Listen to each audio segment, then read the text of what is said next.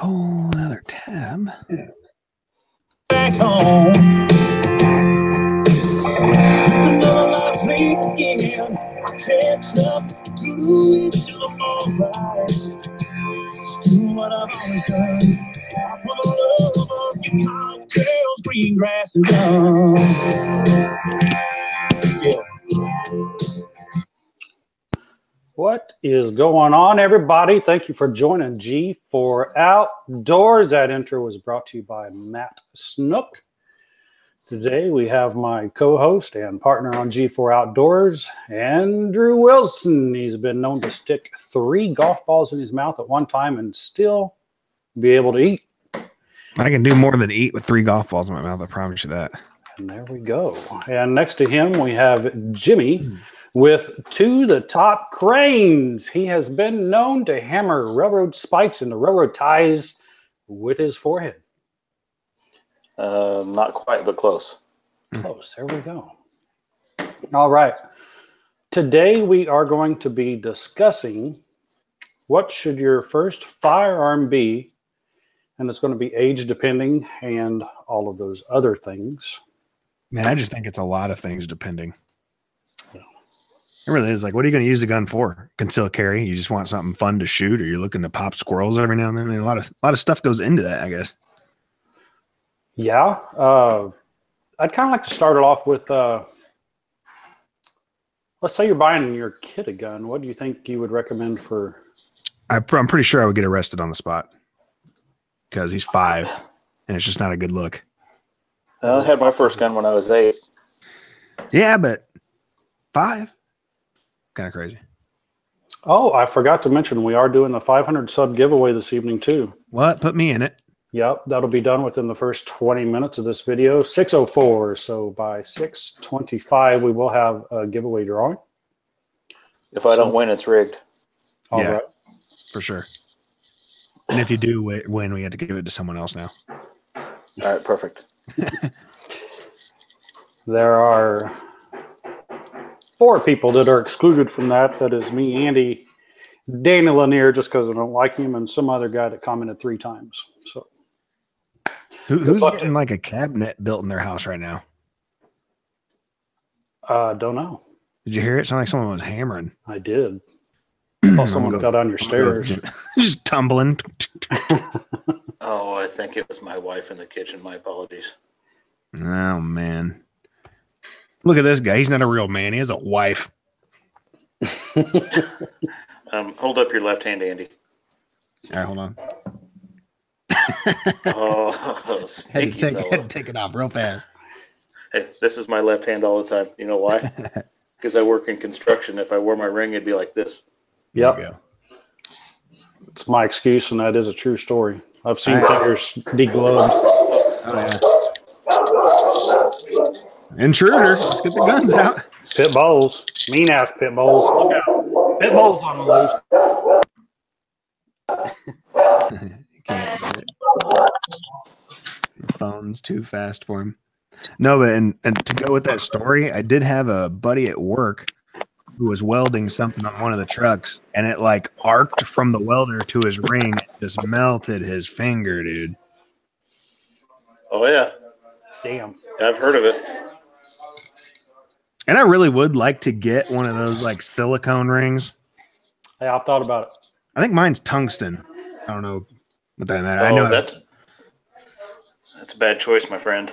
Is it? Because I got some tungsten weights for fishing, so I was like, yeah, you know, it's tungsten. I like fishing. Let's get it. The reason why that's a bad choice is that stuff's so hard that if you smash your finger, they have a tough time cutting it off in the ER. Oh yeah, super hard. Yeah, I think it would You're shatter. actually better off with gold. Yeah, because it's super soft. New kid, I appreciate you joining. King Max, Miss Wilson. Mrs. Wilson. She's going to share. That means we're going to have women that like to do makeup watching this. Yay. We'll take them. On here. I can do makeup. Perfect. You should let me do makeup to the deer that's next to you. Put some lipstick on it. That way it looks more natural, you know? Best lawn. So sorry to hear about that. What's happening? Thoughts and prayers go out to you, bud. Yeah, dude, that's no good. I'm not following on YouTube. Sorry. Oh, I'm sorry. Best Lawn Lawnscaping. His grandfather had a heart attack, so he needs to go to the hospital. Hold Ooh, on. best wishes, man. Is there a way through Google Hangouts to see the chats? Can't remember. I was following along, but it was laggy.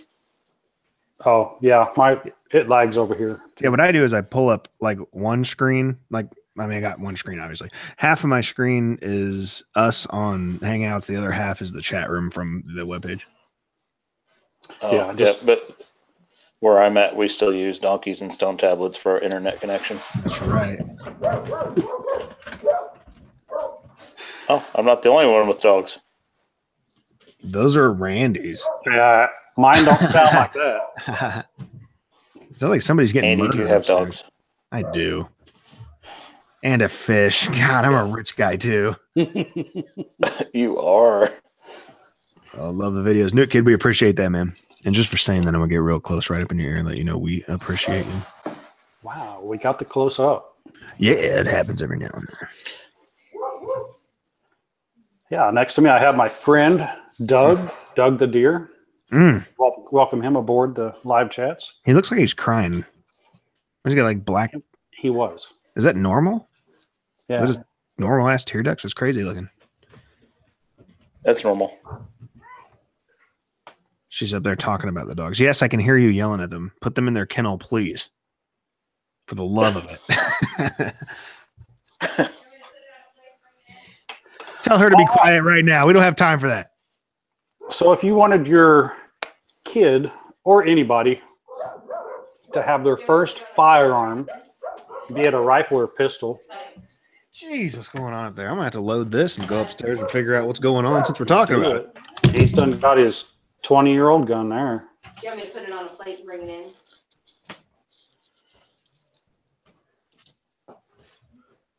Do you want to plate your food, Jimmy? No. No. I can see I need a door. Well, I'll go with a first rifle.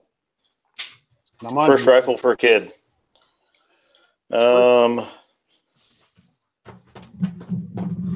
Give me an age range. 5 to 10. 22. However, constantly supervised by an adult. Semi-auto or auto? Sorry, semi-auto, bolt action, or lever. I was going to say auto. Well, the 10-year-old's probably not going to get that permit. I say single shot, you know. And the reason being is there's a lot of safety involved with a single shot. The kid can only fire one round and then has to reload with a semi-auto. Even if they're handing the firearm back to their parent, it might still have another round chambered. Well, it's going to have another round chambered unless it's empty. Yeah, I'm going to have to agree with that. Yeah, because I've seen a lot of those. I was say I've seen a lot of those videos on YouTube where you see some unpaying attention, father giving his son a fully automatic, and he's like 10 years old, and he just gets trigger fisted. He can't let it go, and it just keeps on going. Ride the lightning, baby. Yeah. Well, I got a couple for demonstration out here. America's favorite rifle is the Ruger 1022. That's America's, not my favorite, but all right. It could be Canada's too. I don't know. This gun here was made very early 80s. I did all of my squirrel hunting when I was younger with this gun right here. Still shoots just fine. I don't think I've cleaned it since 1980. It still runs just fine and everything. It is a popular gun. I think they run just under $300. So I think that this is an excellent firearm for a kid to have for a long time if he's supervised with this, because it is a semi-auto. So unless you want to load one round into it at a time and let him shoot it, I think that's fine. Or keep it on a bench rest and don't let him take it off. I think the Ruger 1022 is a fantastic rifle. You can upgrade the stock or any of the internals as he gets older and more comfortable with the weapon. Yeah, I would definitely say 22 for sure, and single shot bolt action, something like that for sure. Actually, what I started my kids off with was a pellet gun.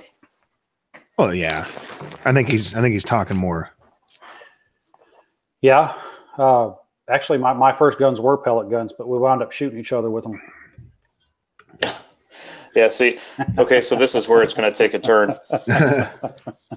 I got my kids' pellet guns and took them out and shot a rabbit in front of them with it and killed the rabbit just to show them that the pellet guns were actually lethal. Oh wow! Yeah, that's a lesson. It is. And then they asked me, they said, "Dad, you going to eat it?" No, I said, you what do you guys mean? aren't. I said, "What do you mean?" They said, "Well, you told me if I shoot it, I have to eat it." I'm like, oh, how do you argue with that? Did you say that was a rabbit or a squirrel? Rabbit. I don't eat tree rats. I do.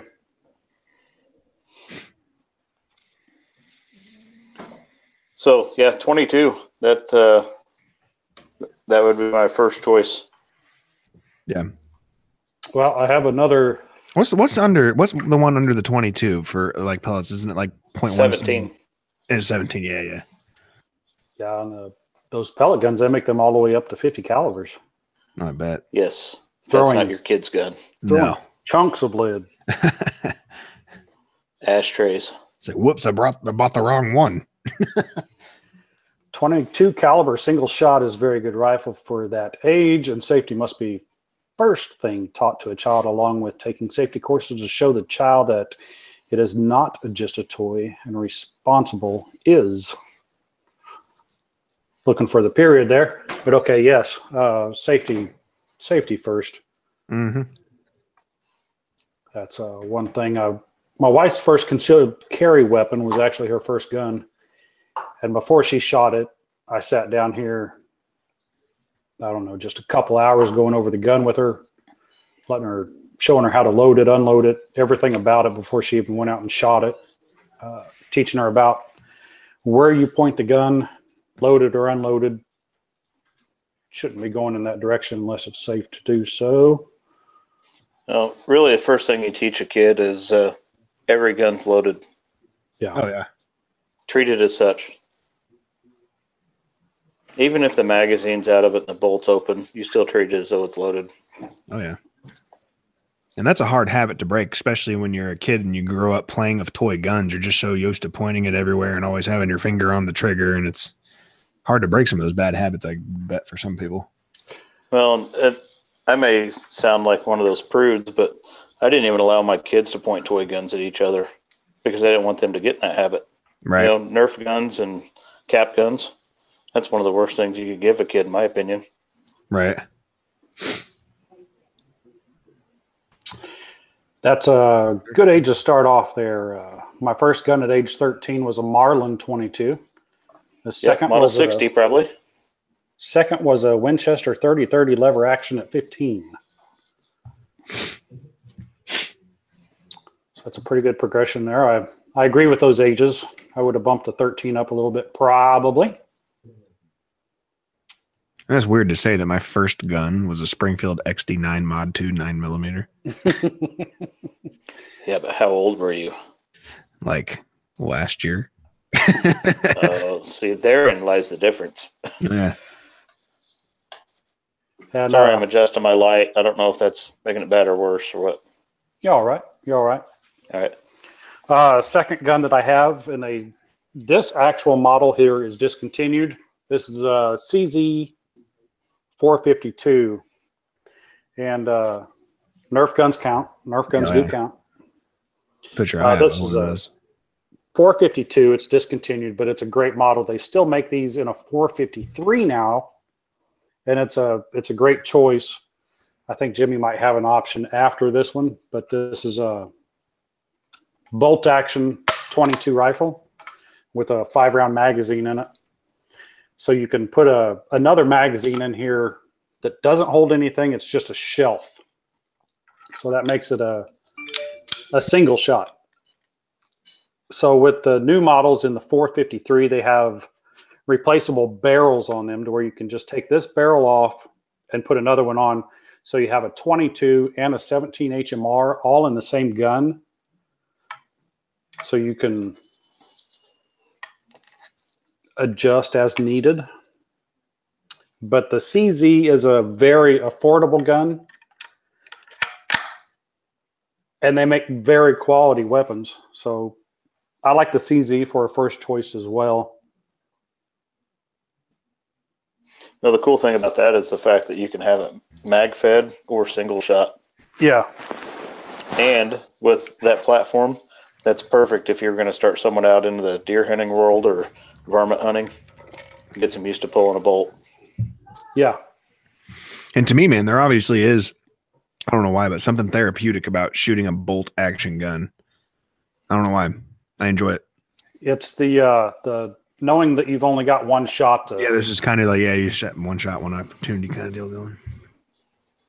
Because I know with our little AR pew-pews, you put 25 in there and then you want to get them out. You got to get them out of there as fast as you can. Yeah, and then you go, damn, I got to load this thing again. Yeah, there's that. Buy as many magazines as you want to. Eventually, you're going to have to reload all those. Sucks. So you want me to jump into what my son's first gun was? Yeah. All right. So this is a very affordable Rossi Chambered 243. And the cool thing about this is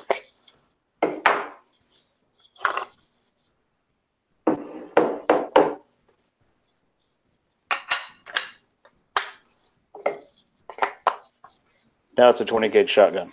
That quick. Yeah, that's awesome. So for a multitasker, you can't beat it. And they're pretty inexpensive.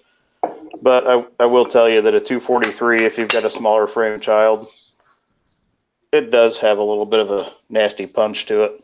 Yeah, let me see that butt pad though. That's got to take up a lot of recoil on that.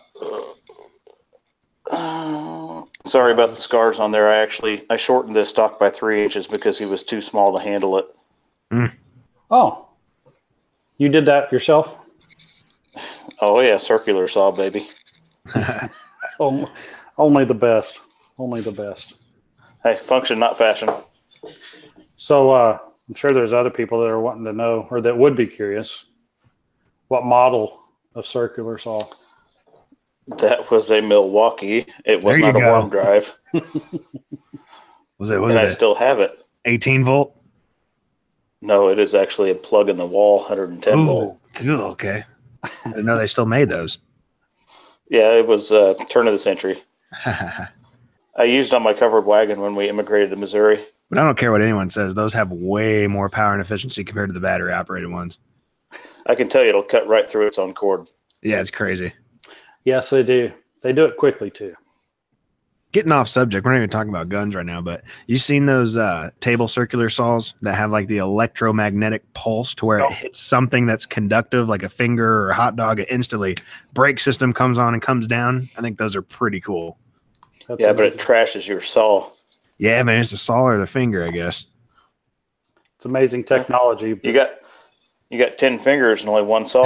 That's right. And that one saw is probably like $6-7 grand. It's probably something expensive. But back on the subject. Yeah. 243 will wall up your kid if he's a small kid. Can you give a size comparison on the cartridge for the 243 to anything else? I can, but you'll have to give me a second and I'll come right back. I'll buy that. See you later. All right. Give me a second. And I'm going to look up. Yeah, so I would say for me, I guess my first gun would have been pellet and BB guns, obviously. And yeah, my first adult gun would be what I said earlier. And then I kind of went on a small rampage. And I plan on going on another one probably the end of this year. My wife's in the chat room, and she knows that's a very good possibility that I'm going to go buy another gun at the end of the year. She's been doing all the chatting. Which is cool. Current gun, the Browning Bolt 25.6. The Ott. Well, Yeah, but that's always a tough question. What was your first carry gun? my first carry gun was a. Because if we're going to talk first guns, we might as well touch all the little subjects. Yeah, my first handgun ever and my carry gun was a Taurus PT 20. No, just a P. I don't know, 24/7 in a 45 caliber with a 4-inch barrel. Decent or worthless? That's just no. That's not an opinion. I think it was worthless. Yeah. Yeah, because obviously you can't try every one of them, but the one you had was worthless. My first carry gun, which is not even kind of a carry gun, is the Springfield XD912. Okay, did I miss anything? Nope. All right, perfect. Okay, 22 long rifle. Yep, got a giant box of those. Can everybody see that okay? Yeah. Okay. 243. That's a 243. It is. And we're going to step up to Dad's gun. 300 Win Mag. So I'll try to get all of them in there together. Well, I was going to say it looked close to a 30-aught something, but now what's about the size difference between the 300 Win Mag and the 223? The 223 and the 300 Win Mag. Yeah, because when I'm hearing people Win talking about AR purchases, it's usually the two calibers I'm hearing people purchase them in is the 223 and 300 Win Mag. I hear a lot too. Okay, biggest thing is bullet diameter. 223 is naturally 0.223 inches, so it's under a quarter of an inch. And actually, AR-15 or 223 is not much bigger than that as far as the bullet size. Oh, really? Wow. So the 300 Win Mag is 0.30 inches in diameter. But there's a whole lot of business behind it. Yeah, there's a lot in that. Yes. About how fast is one of those going? The Winchester Silver Tip Ballistic Tip, which is what I shoot in the 300 Win Mag, is I'm trying to remember off the top of my head. It's right around 3,400 feet per second. Yeah, that's fast.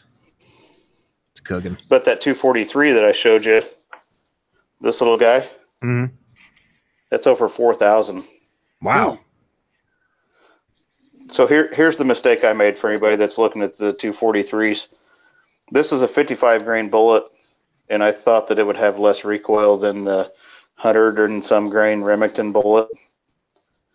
I didn't realize they packed a whole bunch more powder behind it. Yeah, there's only one way to learn. I did shoot that rifle, and it had quite the heft to it. Which one, the 300? Yes, sir. Okay, I'm going to try to stack them up together, and then I'll tilt my camera down so you can get a better representation. I do want to take a moment real quick before we get into this and let Randy know that we have hit the first 20 minutes in the video mark. Yes, we have. I got everything pulled up and ready to go right now. 7 watching. I would have liked to have a lot more people in here live, but people do have busy schedules, and we will be able to keep this video on for upload so you guys can catch it later if you missed it. That's right. That's right. You got them bullets ready yet? Huh? I'm trying to get them lined up. It's technology is not my friend tonight. Milwaukee tables with the phone book under it. There. How's that? Oh, yeah. Put your hand behind it for me, will you? There you go. Yeah, that looks good there.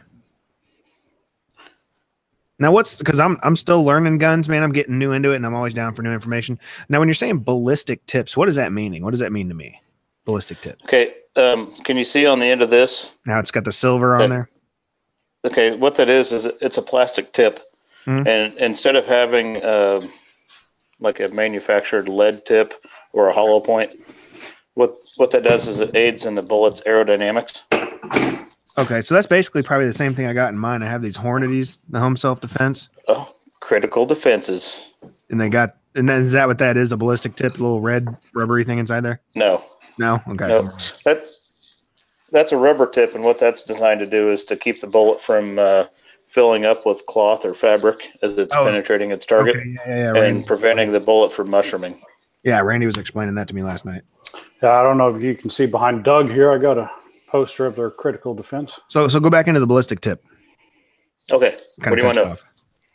What the purpose of service? You said just the difference between, or just aerodynamics, period. Is that all it really is? Yes, it lowers the drag coefficient of the bullet, so it travels faster and flatter. Gotcha. Okay.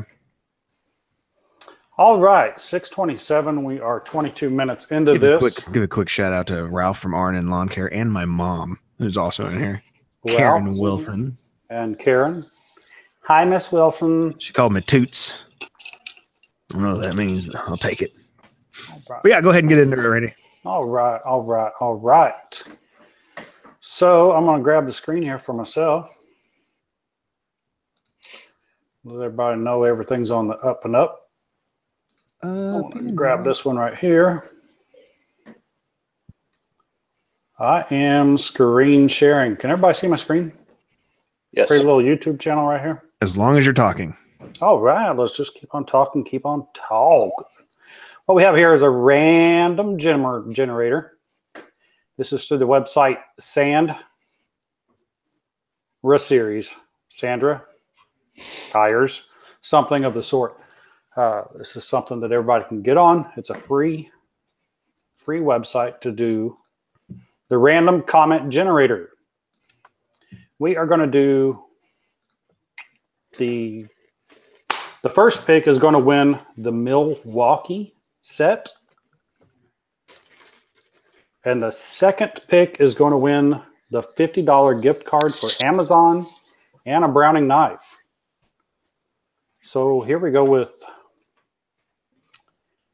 the first one. I'm lost. Choose a video. Let's put that in right here. Load the comments. Oh, get out of the poop. Oh, Pasco poop. Okay. And the winner for the Milwaukee is going to be JM. Congrats on 500. Keep being you. I enjoy the viewers. Shared for sure. JM, I haven't seen your name pop up in the comments. Congratulations on the Milwaukee. So JM is the winner. Let me go ahead and show the Milwaukee stuff for you guys that didn't see it real quick. You are getting the, what we got all on here? The Fastback, the new Milwaukee box knife, if you would. You're getting the Milwaukee 100 lumen, somewhat carry. We could consider that a carry flashlight. It's a little long, but it's really nice. You got the Milwaukee tape measurer. Wait. Whoa. Is that signed? It is signed. It's signed by Blake Albertson at B&B Lawn Care and Cut and Clean Lawn Care for some reason. And you're also getting the new ink Zols. These are the fine tip ones. They're actually really, really cool. They can write on pretty much anything. So that's awesome, JM, dude. Congratulations. And again, those ink Zols, even though they are just they're not just magic markers. I'm so impressed by them every time I use them. That it'll write on anything that's covered in oil or water. I don't know what it is about them, but they surprise the heck out of me. And they're fine tips, so you can get precision when you're marking with your ruler. I do appreciate Milwaukee for letting us have those for a giveaway. That was awfully nice of them. So JM wins the Milwaukee. JM, I would appreciate it if you emailed me at pwrstrk02@gmail.com or inbox me on YouTube. That would probably be a better option. So anyway, congrats on that. And now we're going to move on to the $50 gift card. We're going to Sorry. Needs a drink again. Have another drink, Jim. No, I'm plugging my phone in. It's running dead. And is that $50 gift card and Browning knife, correct?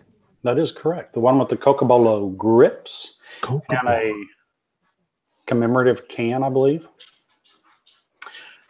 Randomly pick another winner. Annie Pam with a long comment. Fishing at 2 a.m., man. That's hilarious. I'd like to see fishing videos, preferably not when you're freezing in the middle of the night. Me too. Pushing that aside, if I win, hypothetically speaking, can I get just the gift card because I'm an international viewer and in my country it costs a fortune to receive international package. I have paid $15 for an international letter that just contained a gift card, which was not so worth it, let alone get the actual tools. Yeah, I know. It sucks. I do remember this comment. This comment was early on in the gift thing, and I was thinking, you know what? That would be great if she won because then I wouldn't have to pay shipping for anything. I can just get. Yeah, you can just scratch the code off the back and just send it that way for sure. What you know what that means, Randy? This officially came into a 3 giveaway. You're going to make me pay that shipping, aren't you? No. If she don't want the knife and just wants the gift card, we get a chance to give this knife to someone else. So, Miss, I'm supposing, Annie Pam, if you would inbox me on YouTube so that I know that it's you, I would appreciate that. And I will get those numbers out to you tomorrow evening after I get your card. So are you going to make me pay $5 shipping on that knife to someone else then? I mean, wouldn't you agree? I mean, we only said we were giving it away. Now we have an opportunity to have 3 winners. 3 winners? For 500 subscribers. You guys better hit the subscribe button. If you're watching this video right now and you are not, you click it. I hope it costs you $10 to ship it. I'm 15. You should see the box I'm getting ready to put it in. 15, 20, 20, 20, 25, 30. All right, Annie Pam, congratulations on the $50. Thank you for subscribing, and thank you for leaving the comment. Absolutely. And here we go. Pick number 3. I don't have to pay shipping. Who was it? Mr. Cat Jaybird. Oh, that's cool. He comments a lot for sure. Cat Jaybird with the W. What's his comment? Would like to see live hunting, especially deer. Yeah, I would too. I've never been deer hunting. When you coming up? Nobody wants to go deer hunting with me because I don't know how to be quiet. I talk nonstop. So yeah, that's what socks and duct tape's for. So, Cat Jaybird, I appreciate the subscription. I appreciate all of the shares that you have done for me. I appreciate Absolutely. all of that. He shares all of our content. I don't think he's on here at the moment, but I will get that knife to you. It's pretty cool when a local wins every now and then. Yeah. I was just hoping it wasn't Danny. So let's go through it again. Who do we got? We got Cat Jaybird. We got Annie Pam. And who else? JM. JM. Make sure you guys contact us, G4 Outdoors. Just send us a message right on here. That way it's easier for us to verify that you are who you are. Yeah, man, congratulations. I appreciate you guys for all the subscriptions, as I know Randy does as well. And we'll try to get this stuff out to you as soon as possible. That is right. Thank you. You're welcome, Randy. You're welcome. Oh, I'll get this back. Way to take the lead, Andy. I mean, sometimes you got to. When you have a voice like mine, you just got to be a voice for the people. You know what I'm saying? I thought I was watching the news or listening to the radio. When you first got on here, I thought I was looking at Ralph Macchio, but like the 1980s Ralph Macchio, like from Outsiders. Blake with all this beard. Yeah. Blake actually joined my live broadcast. B&B, wait, what did I win? You won something cool if you're either Cat Jaybird, Annie Pam, or J&M. Annie Pam. Annie Pam. No, he did win or we blessed him with our appearance. There you go, dude. He's B&B the one that lawn signed the cages. tape measure. He did, Blake. JM is getting your autographed Milwaukee tape measure. Dope. Yes, that's a heck of a prize. It's a nice little giveaway. We do got B&B Lawn Care in here. He is also a gun owner recently. We can get him in here if he wants to. I don't know if he's watching on his phone or sitting at home, man. Let us know. If you want to hop on with us, feel free. Breaker. Yeah. Leave a comment down below if you'd like to join. I just want to go through real quick. Jimmy, what was your first handgun or rifle? Do you remember what your first firearm was? My first firearm was Western Field 410 pump. A Western 10? Western Field. Western Field. 410 pump. I think they were sold by Western Auto, if I'm not mistaken. Ooh. Blake's got his new mic at home waiting for him. Damn, that's some serious shipping. He needs to go home and sound all sexy for us. He does, man. Once you get home, you can hop on. Brown chicken, brown cow. Somebody's dogs are a little more aggressive than mine are. How that'd be mine. You don't even hear them anymore, don't you? No, they just do their thing. But you come in my house at 4 o'clock in the morning, they still do their thing. Yeah, they still do their thing. They show Daddy where to shoot.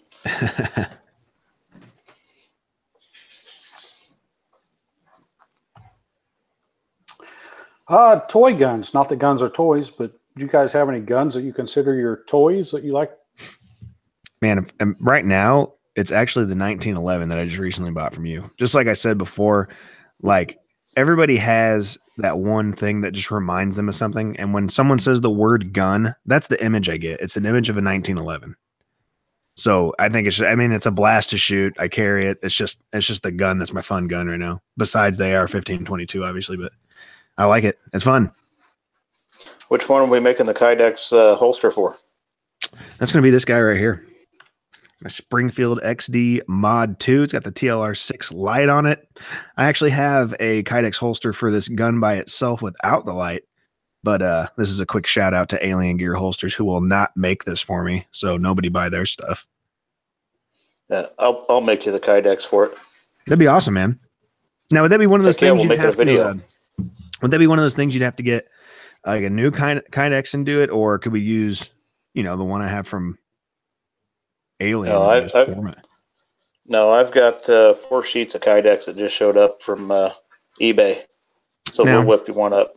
Just quick, how much is that? How much is a sheet of Kydex? I've never even looked into it. Oh, it's not expensive. I think I paid $12 for 4 pieces that were 1 square foot a piece. Oh yeah, that's not that bad at all. No, you just got to make a vacuum former and have a vacuum pump and all that good stuff. You get Kydex holsters for everything. Kydex holsters for your knives, for everything. Yep. I'm gonna make a Kydex holster for my pen. That's a good idea. I'm not gonna lie. I like that. Maybe a Kydex phone case. Why not? The other thing I was looking at, because the Kydex thing's awesome, but hydro dipping. You guys have seen hydrographics? Yeah, laying it over the water and kind of graphicsing anything. Yeah, I'm not a fan. Really? Yeah. I don't know how durable it is. That's the only thing. That's why I'm not a fan. Yeah. Now powder coat's tough, but I'm not sure on the hydrographics. Yeah. You have to clear coat it really hard or something. I don't know. Yeah, I'm not sure how durable it would be. Just flashy things, I guess. But they do make some cool patterns, obviously. Because you could go to the point where you print off the G4 logo and literally use that. Like it just prints on that stuff. Now that I would do. That's what I'm saying. That's kind of just anything and everything. My wife wants to know, what are all your dream guns, regardless of the price, which is letting me know she's going to hear this, write it down, and buy me it. And I'm going to have it here in the next couple of days. I mean, why would your wife ask that? I mean, if your wife came to you and asked that, you'd be like, you know what? I think she's going to buy me this gun.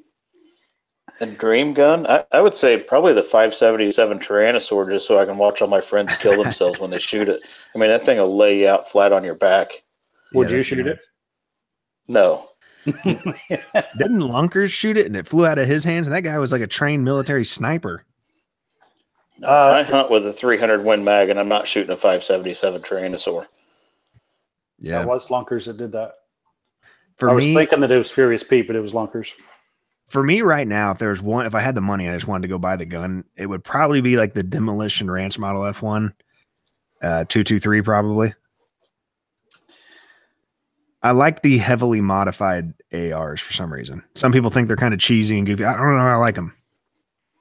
I do have a couple of dream guns. One, I want it just to shoot once. It's a Smith & Wesson 500 Magnum revolver. Yeah. I just want to shoot it once, hang it up on the wall after that.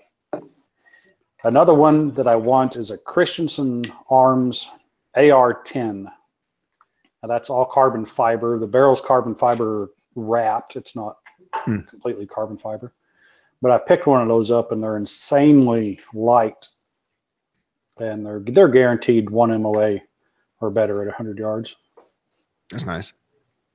But you're looking at about a $3,000 gun there. I like carbon fiber. It's only money. Exactly. Just payment away. Yep. They print more every day. I got one for you guys. What's your worst gun you've ever owned? The thing you just hated. It might not even been a bad gun because it was like bad quality. You just hated the gun because it didn't work for you or something. The Smith & Wesson SW9 VE. No, it's SW40 VE. Oh, really? Was that one of the interchangeable 940s? It was, I think you could put a 40 upper on it, or a 9 upper, but that thing, it didn't matter what you put in it. It would stovepipe and not cycle. Really? You get what you pay for. I'm pretty sure that I did shoot that gun. It was a turd. Worst gun I ever owned was a Taurus. Model 45. Model 94.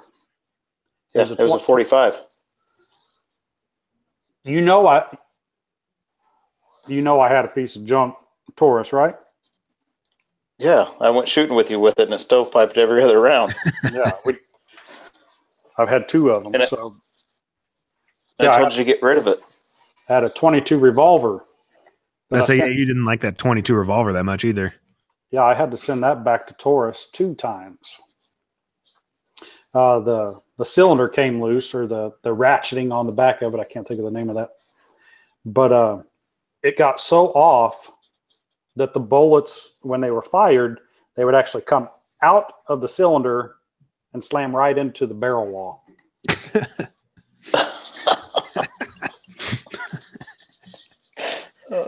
That's the K in quality. Yeah. And, it started just by my groups were starting to get all over the place. And I was like, I know I'm a better shooter than that. And so I put a new piece of paper up down range and shot once at it. And I wondered why it looked like 2 holes. But when I brought the paper up, it was just a sideways bullet on there. That's the new option. That turns your 22 into a shotgun. Exactly, dude. It's actually really ingenious.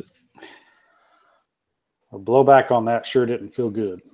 Favorite brand of ammo? My wife's just plugging it away right now. Favorite brand of ammo?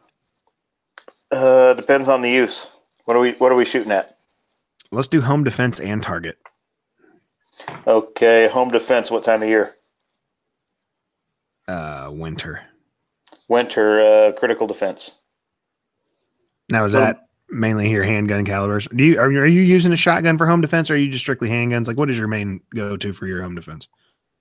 Whatever's close. Whatever's closest, yeah. No, actually, Glock 26 with Hornady critical defense, and then if that doesn't do it, the old 12 gauge will. Right. What about you, Randy? I've always liked Hornady. I don't know why. I've always liked Hornady.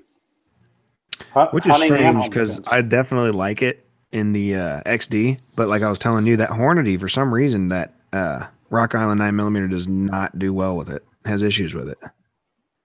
Yeah, that's right. I don't know if they make having a feed problem. Yeah. So, all right. Sorry. Didn't mean to interrupt, Randy.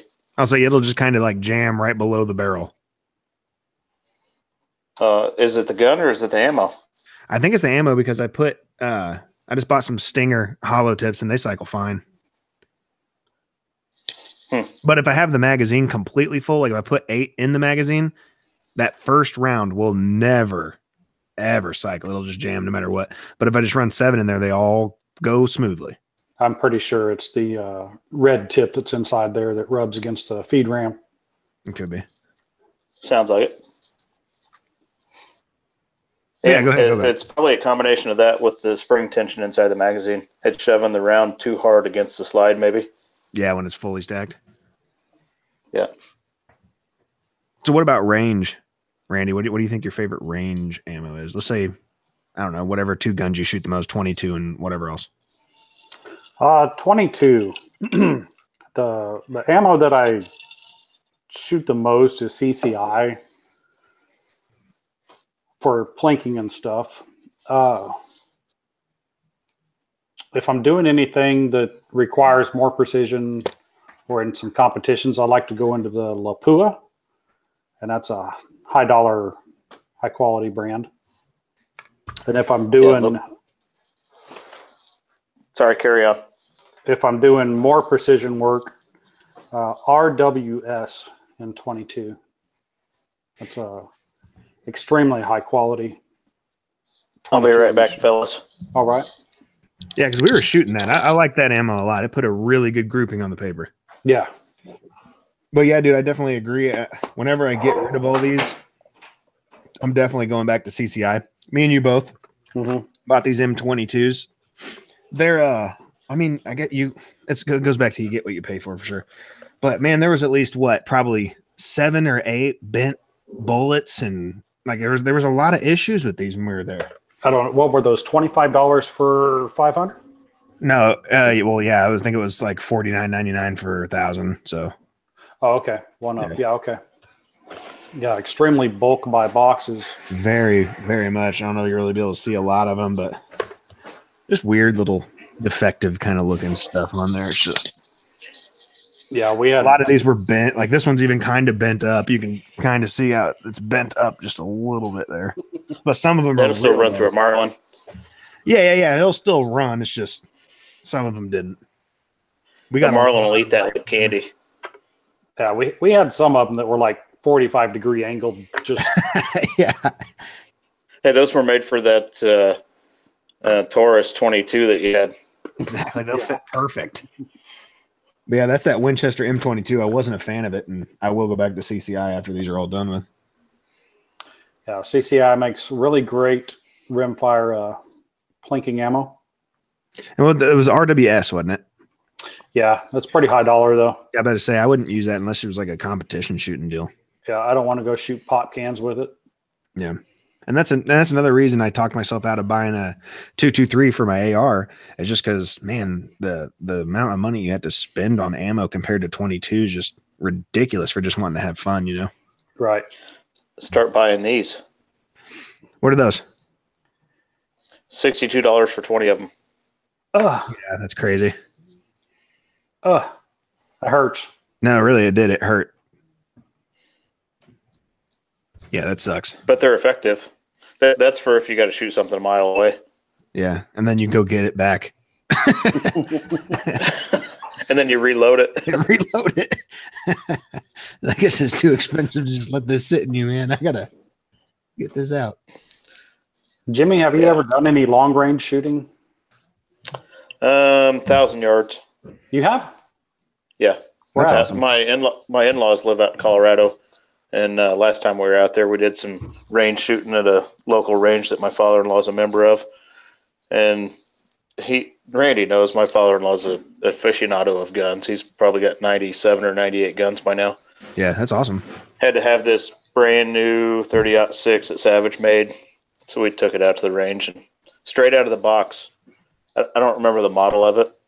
700-yard targets. You could plink them all day long straight out of the box. And that was a rifle scope combo. That's what awesome. caliber was that?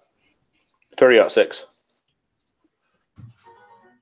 So But also keep in mind, they're at their hometown that they live in now. Their altitude's 8,400 feet. So 1,000 yards, that's 3,000 feet. We're touching 2/3 of a mile. Yeah, and you could ring steel with it. The guy next to me was shooting a 338 Lapua, and he was doing 1,400 yards, and blowing my hat off my head because he had a muzzle brake. And I hated him. Yeah, watching those long shots is really fun. I mean, I haven't seen the in person and stuff. I've never been to a range that long, but on YouTube watching Lunkers or whoever, it's that pop and then ting. like you got that little bit of a weight in it, you know? And it really is that way, and it's crazy because like with that .6, you squeeze the trigger and you know that bullet's coming out of there at 3,000 feet per second. Oh, yeah. And you squeeze the trigger and then you hear the bang and then ting. Yeah, it's that long wait on the sound to catch up. And you can actually see the bullet traveling through the air. You can't actually see the bullet, but just like in the movies and whatnot, when snipers are trying to zone in on their target, you can see the trail. Oh, yeah. What do they call it? Like the sonic wave or whatever? I don't know. Shit. Magic. Some shit. Fake. It's all fake anyways. Guns aren't real. Chemtrail. It's chemtrails. Yeah, you're shooting No, chemtrails. chemtrails. my gun shoots so fast it makes the earth flat. So back to your personal defense rounds. I may be a little anal, but I might be the only guy here that changes their rounds during the season. I noticed you depending on the asked season. summer or winter. I mean, if you trust What's it. that? I noticed you said summer or winter. I was going to ask Some other you. people might be curious about that. So, hydro shocks in the warm season, critical defense in the cold season. Why is that? Critical defense will go through a coat without jamming up, without causing the bullet not to expand. And hydro shocks are effective with t-shirt and skin. That's good stuff. All right. I never really thought of it that way, but that's good stuff. Well, Ralph just about passed out. That was to the price of the ammo. And Matt Reynolds, Savage is a bad mug. I hunt with a Savage Model 10 Predator Hunter in 6.5 Creedmoor. I'm really starting to like that Sweet. round. Never shot it, but I'm starting to like that round. Even though it's been around for a very long time, it's just becoming popular. Yeah. And it's just as bad is all I can say. And it's pretty much bone stock. How much are those? So for all you AR guys out there that like the 6.5 round, do some research on the Grendel. You can poke that dude out to about 800. Really? Not saying it's going to be as cheap to shoot as your AR-22s, but Yeah, we tried reaching out to 300 yards last time we went to the range. Just couldn't even tell where we were hitting. I don't think I had enough elevation on my scope.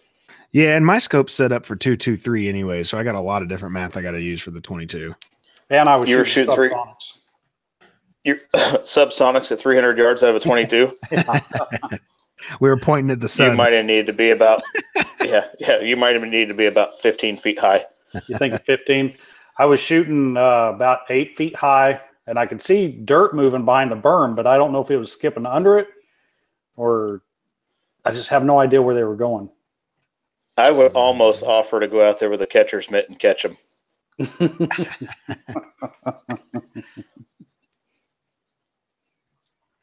You just will have been throwing rocks. Yeah. But they're real small rocks. They are that. But you know how slow that thing's going at 300 yards out of a subsonic 22? I would. It's got to be tumbling. It's barely staying in the air. A bird plucked it out of there and took off with it because it thought it was some sort of... That's probably what happened. A bird snatched it and then decided it couldn't eat it and then dropped it at the 300-yard mark. Well, let's say as far as range, what do you think the best like distance ammo would be for 22? 22 long rifle, like. Ooh, I'd have to say the Velociter. See, I can't find those anymore. I haven't Well, found. then followed up with the Stinger. Yeah. Because we were when we were But really, what was it? I was gonna say the first time we were up there shooting. What did we take? It was those. Was it those Brownings? The one that had the squirrel on it. Yeah, Brownings. They were shooting. Was it 1300? Like 1275, 1300, something like I'm that. thinking 14, might be 16. Oh yeah, 1425. 1425 is what it said on there. That's right. did you shoot him through a chronograph? No, it's just what the box was supposedly set at. Yeah. Well, 1400. That's That's velociter speed. Oh, is it? Okay. Yeah, you're right around there with the velociter.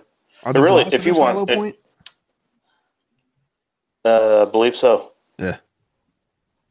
It's been about 8 years since I had any. I used to shoot beavers with them. Right. That's something. And I know it sounds strange, but I want to shoot squirrels for sure. We're shooting squirrels this year. I want to take them on the boat and just shoot fish too. I always see it. I just don't know what the game warden would do. But I want to fucking do it. Just AR in Smithville. Just see what they say. And you might not get to own your guns anymore. And just go, oh, sorry, we didn't know. Before you do that, can I have your XD? Yes. That'd be gnarly. But I do want to go bow fishing. That's something we talked before, off subject again, but it sounds like fun. Yeah, that XD mod 2 that he has, it's amazing what they've done between the first generation and the second generation on that. My first generation had square stippling on it. Yeah, real gnarly. It was okay, but this mod 2, the grip on it is just amazing. Because it looks like it would be real smooth. Like it really does look like it would be really smooth, but it is really grippy. Similar to skateboard grip tape. The grip zone. Just polymered, you know? Yeah. So in your comments, how many people want to watch us make a Kydex holster for that? There's 8 people, 7 people watching. Would anybody be interested in watching us make a Kydex holster for the first time? I definitely would. And let me tell you why. Because when I called Alien Gear and it's like, hey, man, I really want to get this set up. Oh, we can't, man. You should see what goes into doing this. You know, we got to buy that individual gun and we mess it up by doing whatever the process is. I'm like, okay, whatever. So if it's this simple, I'm going to call him back like, man, I'm going to say something that has a curse word in it. So I think we should make a Kydex plate for that gun and then attach it to your Alien Gear holster. Yeah. That's what I was going to do. Take a picture of it and send it to them. Yeah. But hey, man, you guys want me to send this to you so you can just mass produce them or what? Yeah. But it's real simple. By the way, there's not that much to it. Yeah. And when we do that, we'll be like, by the way, that's $10,000 that you owe us. It's on sale right now. We'll sell them. And I did mess my gun up. Heck yeah, make one. We got a first firearm comment. He might not have been in here earlier. My first firearm out of the BB gun and pellet gun range was my XD9 mod 2. Kiff, mine was a Winchester 22 bolt action. And I know it had a Leopold scope on it. And for some stupid reason, someone in my own family took the bolt out of it. So therefore, it's not even a firearm. It's a stock and a barrel. Yeah. I don't know why anybody wanted to. I don't get it. They're probably afraid you were going to shoot your eye out. Right. The gun's long gone. My mom's probably still holding on to the bolt. So how old were you when you got that, Randy? Let's see. I went off hunting on my own with it when I was, holy Toledo, 4th grade. I don't even know how old that is. That'd be about 10. Yeah, like 9 or 10 or something like that. Squirrel hunting with me and a friend named Jason Streck from Deer Park. Yep. Were you hunting in Deer Park? Yep. Oh, dear God. Got Cat Jaybird in the house, who's the proud owner of something. That is right. Cat Jaybird, you're late. You're late. Super late. You want a knife, kind sir. Cat Jaybird, he did win the Browning knife. Pretty cool, dude. Congratulations. Are we only talking guns tonight? No, probably not. The way we and Randy kind of discussed setting up these podcasts for the first, 30 minutes or so, is just going to be us on certain topics, kind of just doing our thing. Then after that, we open the floor up. We'll let people come in here if they want to. Ralph, if you're just sitting at home, feel free. And we just talk about whatever. Yeah, our hour broadcast is pretty much up. So we do got Randy, calendars up here. Anybody that watched after the half-hour mark, I do appreciate everybody stopping around, commenting. Congratulations to JM. Congratulations to Annie Pam for the $50. congratulations to Cat Jaybird, Jason, for the knife. For sure. We'll have those all set up and sent out to you as soon as I get my emails or inboxes. And I hope you're watching because I'm not leaving links in the description. There you go. Hey, Randy. Yes, sir. You still have the A-bolt? Brownie, yes, I do. I'd like to have that. Yeah. What do you want to pay for it? What do you want to sell it for? 10,000, Randy, because I want a new gun too. 10,000. I don't want it that bad. $99.95. I'll make you a deal. $99? Hell yeah. I'll be down tomorrow. Well, it's about what a gun store offered me for. What? For a Browning A-bolt? It was the Browning A-bolt plus Leopold VX4 1-9 by 40. $250.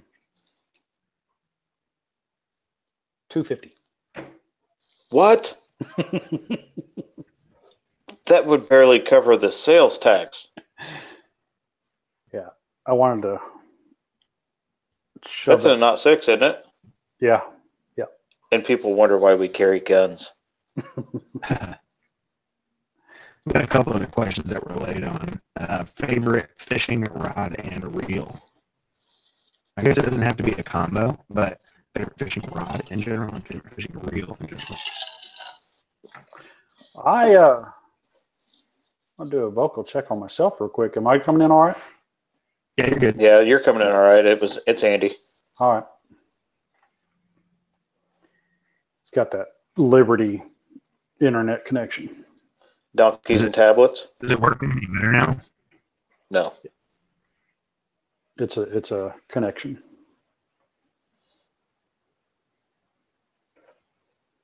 Look at him. He's on it. It's the guy will fix you connection. And he's We a ain't little better stout. now. Yeah.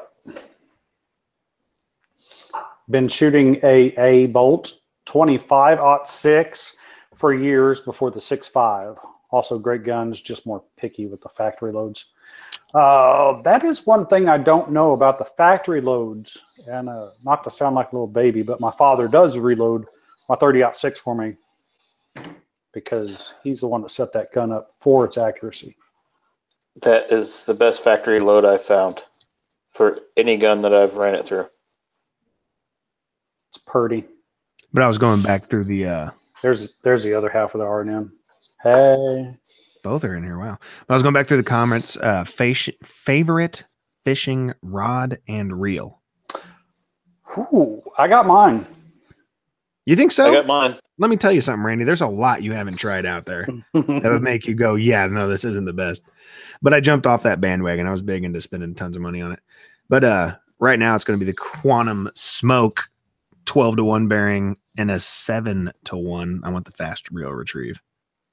And Shimano all day on rods. Oh, yeah. See, I don't remember model numbers, but my favorite rod was a 7-foot Fenwick medium light. It had an Abu Garcia on it. Threw it in the SUV, and I made my 7-foot Fenwick a 6-foot Fenwick. Oh, yeah, I've done that. So that's the thing. I'm the fishing guy. You guys are the gun guys. I can rattle off model numbers and crap on reels all day. Yeah, but can you catch anything with them? Absolutely not. The cheaper it is, the bigger Perfect. fish I'm getting. I learned that a long time I'm ago. going to get your Barbie pole. Right.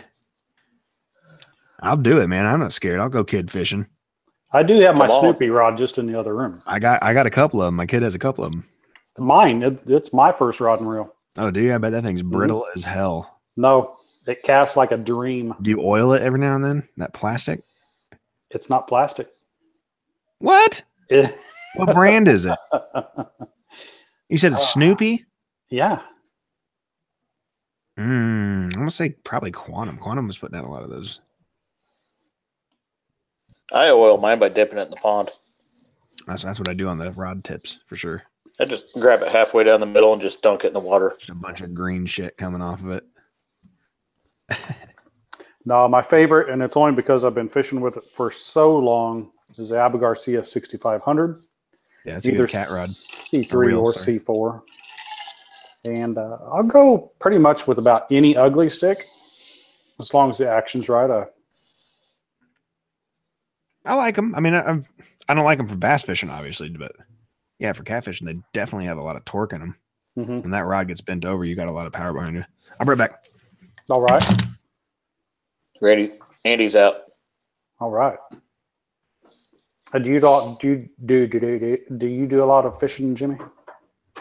As much as I can get away with.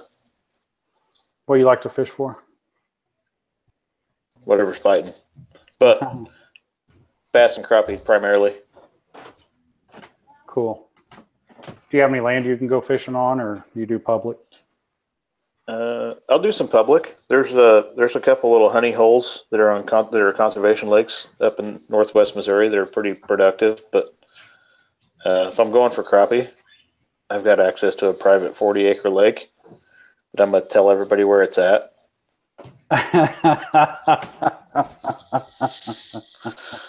It's somewhere between Canada and Mexico in the Pacific and Atlantic Ocean. Well, that narrows it down quite a bit. It does. 40 acres. It's within Oh, yes. Yeah, it doesn't suck. Does it have a boat ramp? Oh, yes. It really does? Yeah, it was built in the 50s. It used to be a pay lake. It was like $3. No, it wasn't even that much. It was like $1 a pole. And you could sit out there and fish all weekend for $1 a pole. And then the person that owned it decided to, like, they had a campground, everything. The person that owned it decided that he didn't want it to be a pay lake anymore. So it became his private lake, and then nobody fished it anymore. So it's so full of fish. Well, we may have to go up there. 65 crappie in an hour. At any point, did that become not fun? It became work. 65 crappie in an hour from the bank. That was without a boat. What was you using for lures or baits? Minnows. Live minnows or? Live minnows. And a few of them were bare hooks. I was going to say, they're biting that much. Hey, sorry, guys. I had to go change. Uh-oh. I had to get more comfortable. Sweet. Be my true self. Andy looks much better now. Yeah, so what are we talking about, guys?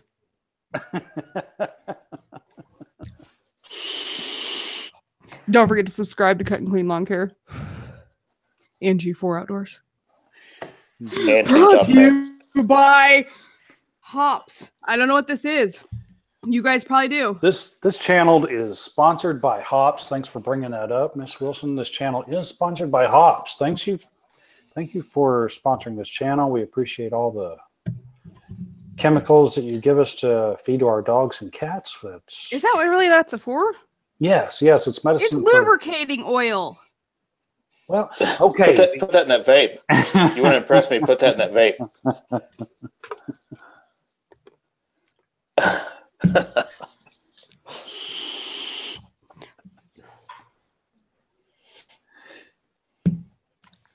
Is Andy the only one who usually talks?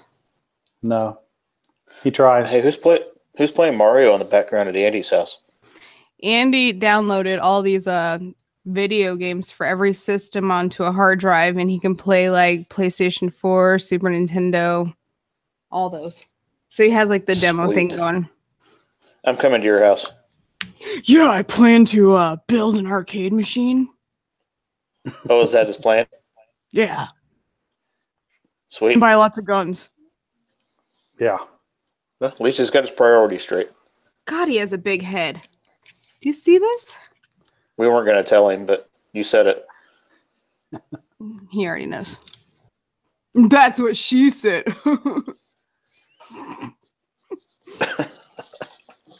Brought to you by some Winchester 22. You're filling the role so good. Did my wife tell you about what she did at the shooting range the other day? Some guy was shooting a whole bunch of guns and they kept hitting her in the face and she got really pissed off and started loading her gun backwards because she was mad. And then I had to go run over and save her. And then she walked out because she got mad. Now, wait, she was putting the bullets into the magazine backwards, right? Yeah. Yeah. She knows Hey, what that she's was Mike doing. Tyson's Punch Out. Yeah, he's got a lot of games on there. I still remember the code to go straight to Mike Tyson. That's silly, isn't it? The biggest fish you ever caught.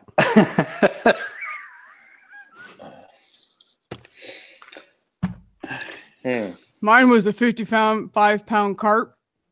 Oh, pretty close. Mine's 50 pounds. A 5-pound or a 50-pound? 50. I just know Andy always says he. I never weighed it, but I caught a carp that was the size of my when my son was about 4. How big? It was the size of my 4-year-old son. I don't know how much it weighed. Yeah, that'd be a fun fight. And I snagged it by the tail. Even better. Where at?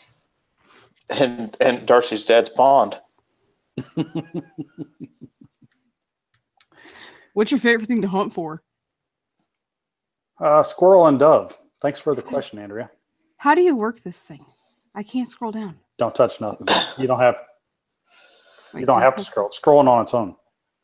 Favorite thing to hunt for, probably deer. North American whitetail. Tarpon. Didn't know the weight, but tarpon was the biggest I caught. Tarpon get big. That's a horrible Andy impression via Cut and Clean TV. Did I mess up something? I don't. If you're touching stuff, you probably did. Oh wait. You got to get closer to the mic. Well, I can't. And talk deeper. All I see is his face right now. Whose? I messed up something. I told you, if you touch something, you're messing stuff up. So you can't see my face or Randy's face? I can't see my face, though. It's playing his old questions for answering. I don't know. I must have rewound the live. I can't help you with that. Hold on, let me see. So there's a Cut and Clean says his biggest fish is a 55-pound grass carp snagged bass fishing. That'd be a fight. I don't know what I did. Yeah. So Randy. Yes, sir. When are we going fishing? Tough question. I would like to say anytime you want.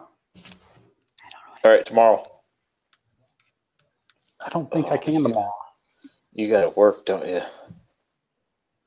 Not really. Should we ask your wife? No. I'm going to call Tanya and say, hey, can Randy go fishing? Again from Cut and Clean TV. He's wrestling a monster right now. Andy, I messed up something. He's wrestling a monster right now. We know where Andy went. Andrea. I don't know what I did. Andrea. Can you see me? Andrea. Yes, ma'am. I messed up something. Can you hear me? Have you met Doug yet? Yes. Hi, Doug. Have you met Doug the deer? Can I pet Doug the deer? No. Oh. We're here together. Oh, fine. Dance with the one that brought you. I don't know what I did. I can't see it. Hey, how did we go from guns to that? That's what happens when she jumps in. She messes everything up. Typical female. What you got, girl? I don't know what I messed. I messed up something, and I literally cannot see anything except for like 30 minutes back. Well, it's just playing it over again. Is that a 1-point buck? No, it's a 30-point buck. That's not a 30-point buck. What's your favorite thing to hunt for? I do know Randy's got an 18-point buck in his garage. I do not. It was in your garage. It was not. It used to be. Never was. The 18-point mount? Oh. Talk about your gun, Andrea, says Miss Wilson. Well, that's my mother-in-law. And Miss Wilson says to Miss Wilson, talk about your guns. Can you guys see me, or is it playing old stuff? Yeah, we see you. We're tired of seeing you, but we see you. Okay, then why are you asking me questions? That was harsh. Miss Wilson is asking. I have a red gun. What kind of holster? What kind of holster? A pink one. Does Andy wear it? Yes. Matches his panties. And the guy at the shooting range said that he'd be really pissed off if he ever got shot with somebody with a red gun with a pink holster. So what's it chambered in? What does that mean? What size bullet is it? Oh, 22. All right, perfect. Mm-hmm. And I loaded it backwards the other day when we went to the range because some guy was shooting me in the face and hitting me, or not shooting me in the face, but hitting me in the face with his casings. Did I get that word right? I think I did. Yeah, you're good. You're all right. I really wish I could see what's going on because I really messed up something. Hey, Randy. Well, don't mess this up because it's sitting right here in your face. Hey, Randy. It's 19. That'd be more impressive if you shot it. You know what? I'm going to stick with the story. I did shoot it. I was My there gun's like actually really fun to shoot. I think I shot it. And then I think Terry shot it. I think Terry shot it and let you have it. That's my forever story. That's fine. Roll with it. But there's still that doubt in my mind because I was excited. He was probably only 100 yards away and I laid my scope right on his back. So I'm sure that's right where the bullet went. I think you may be full of poopy caca. No, I think I might have missed him, but that's my forever story. I shot him and Terry finished him off. What's your favorite thing to hunt? Randy. No. We were about an eighth mile away when Terry shot that. I know it. That was about, it's the same deer. It is. It is the same deer. I know that. Hey, do you want to go back to the guns? Andy said I can do it from my phone. That's a good idea, Andrew Wilson. You want to go back to guns? This is right. My pretty one. I know that. Oh. Andrew, will you bring my gun downstairs, please? I'm going to zoom in on some of that fancy engraving work there. Well, R&N's liking it. Talk about that. Talk about this. Ooh, that's pretty. Thank you. That is a... Who can tell me what that is? Randy will give him a new GoPro. Randy with G4 will give them a new GoPro if they can tell him what this is. I'm just kidding. Randy won't do that. Randy don't even know. Nobody's guessing, thank God. No comments? Not yet. Oh, come on, people. If someone gets it, I'm going to delete it. Jeff Pratt says Golden Boy. Nope, that's not a Golden Boy. It's a 44 mag. A Golden Boy does not have that big of a loading chamber in it. What is the Golden Boy only a 22?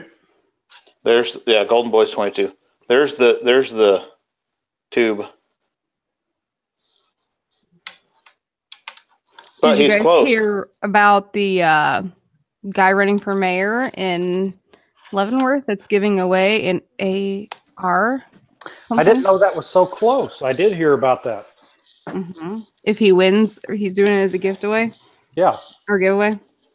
I don't know how he's setting that up or how many he's giving away, but yeah, I did hear about that. So he's buying subscribers. I did something on here. I don't know what I did. I'm in trouble now. So comments. Anybody guess what that was yet? Nobody. Really? You guys want to see my gun? As long as it's unloaded. Anything at all. Can you pull the magazine out of that? I already did. Andy did.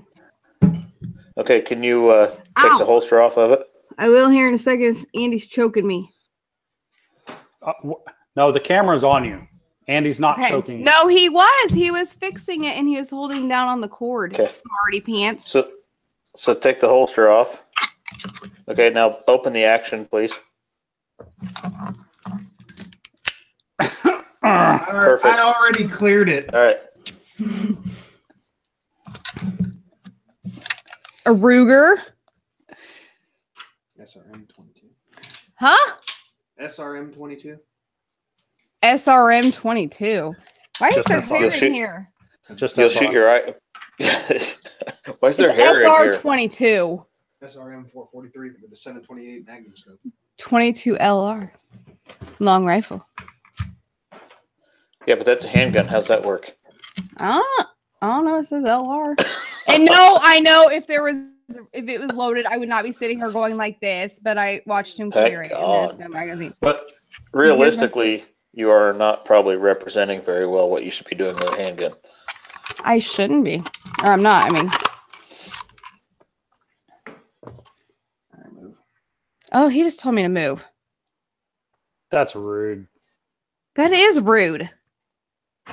But anyway, yes. I shot several of them when I went with Andy to the classes. And I had surgery in both my wrists. So my grip isn't very good. So I didn't want something too big. And I wanted something I felt comfortable with. So after shooting. Carpal tunnel? Mm-hmm. So. How do you wipe your butt with those nails that long? Andy does it for me. Okay. And then whenever I try to shoot his guns, I'm fine with the first shot, and then I just kind of tense up a little bit too much. So yeah, just comes with practice. Hey, before Andy kicks you off there, can you plug another sponsor for us? Yeah, hold on. They told me to plug another sponsor. Hold on. I'll plug a sponsor.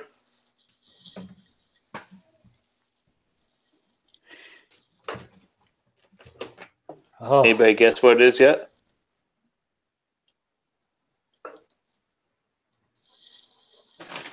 $12 people, no comments. Come on, guys. This is brought to you by Sonic. The Diet Dr. Pepper goodness. All right, deuces. I'll be right back. Someone better have the answer. Is not loaded, Karen. I know not to. I'll be right back. All right. Someone better have the answer on that rifle when I get back. Oh, Randy's on there by himself. I am here all by myself.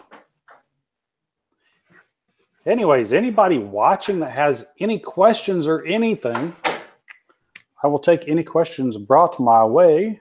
No, yeah, when she's down here and the guns are out, the magazines are in a different house or in someone else's house. I'd say not a Marlin. What's inside this?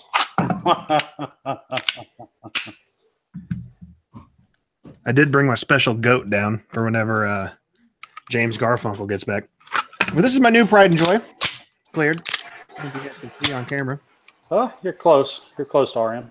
But I'll tell you what, man. I love these grips. Love them, love them, love them, love them, love, love, love, love, love, love, love, love. It's the other side I want to see. The finger groove.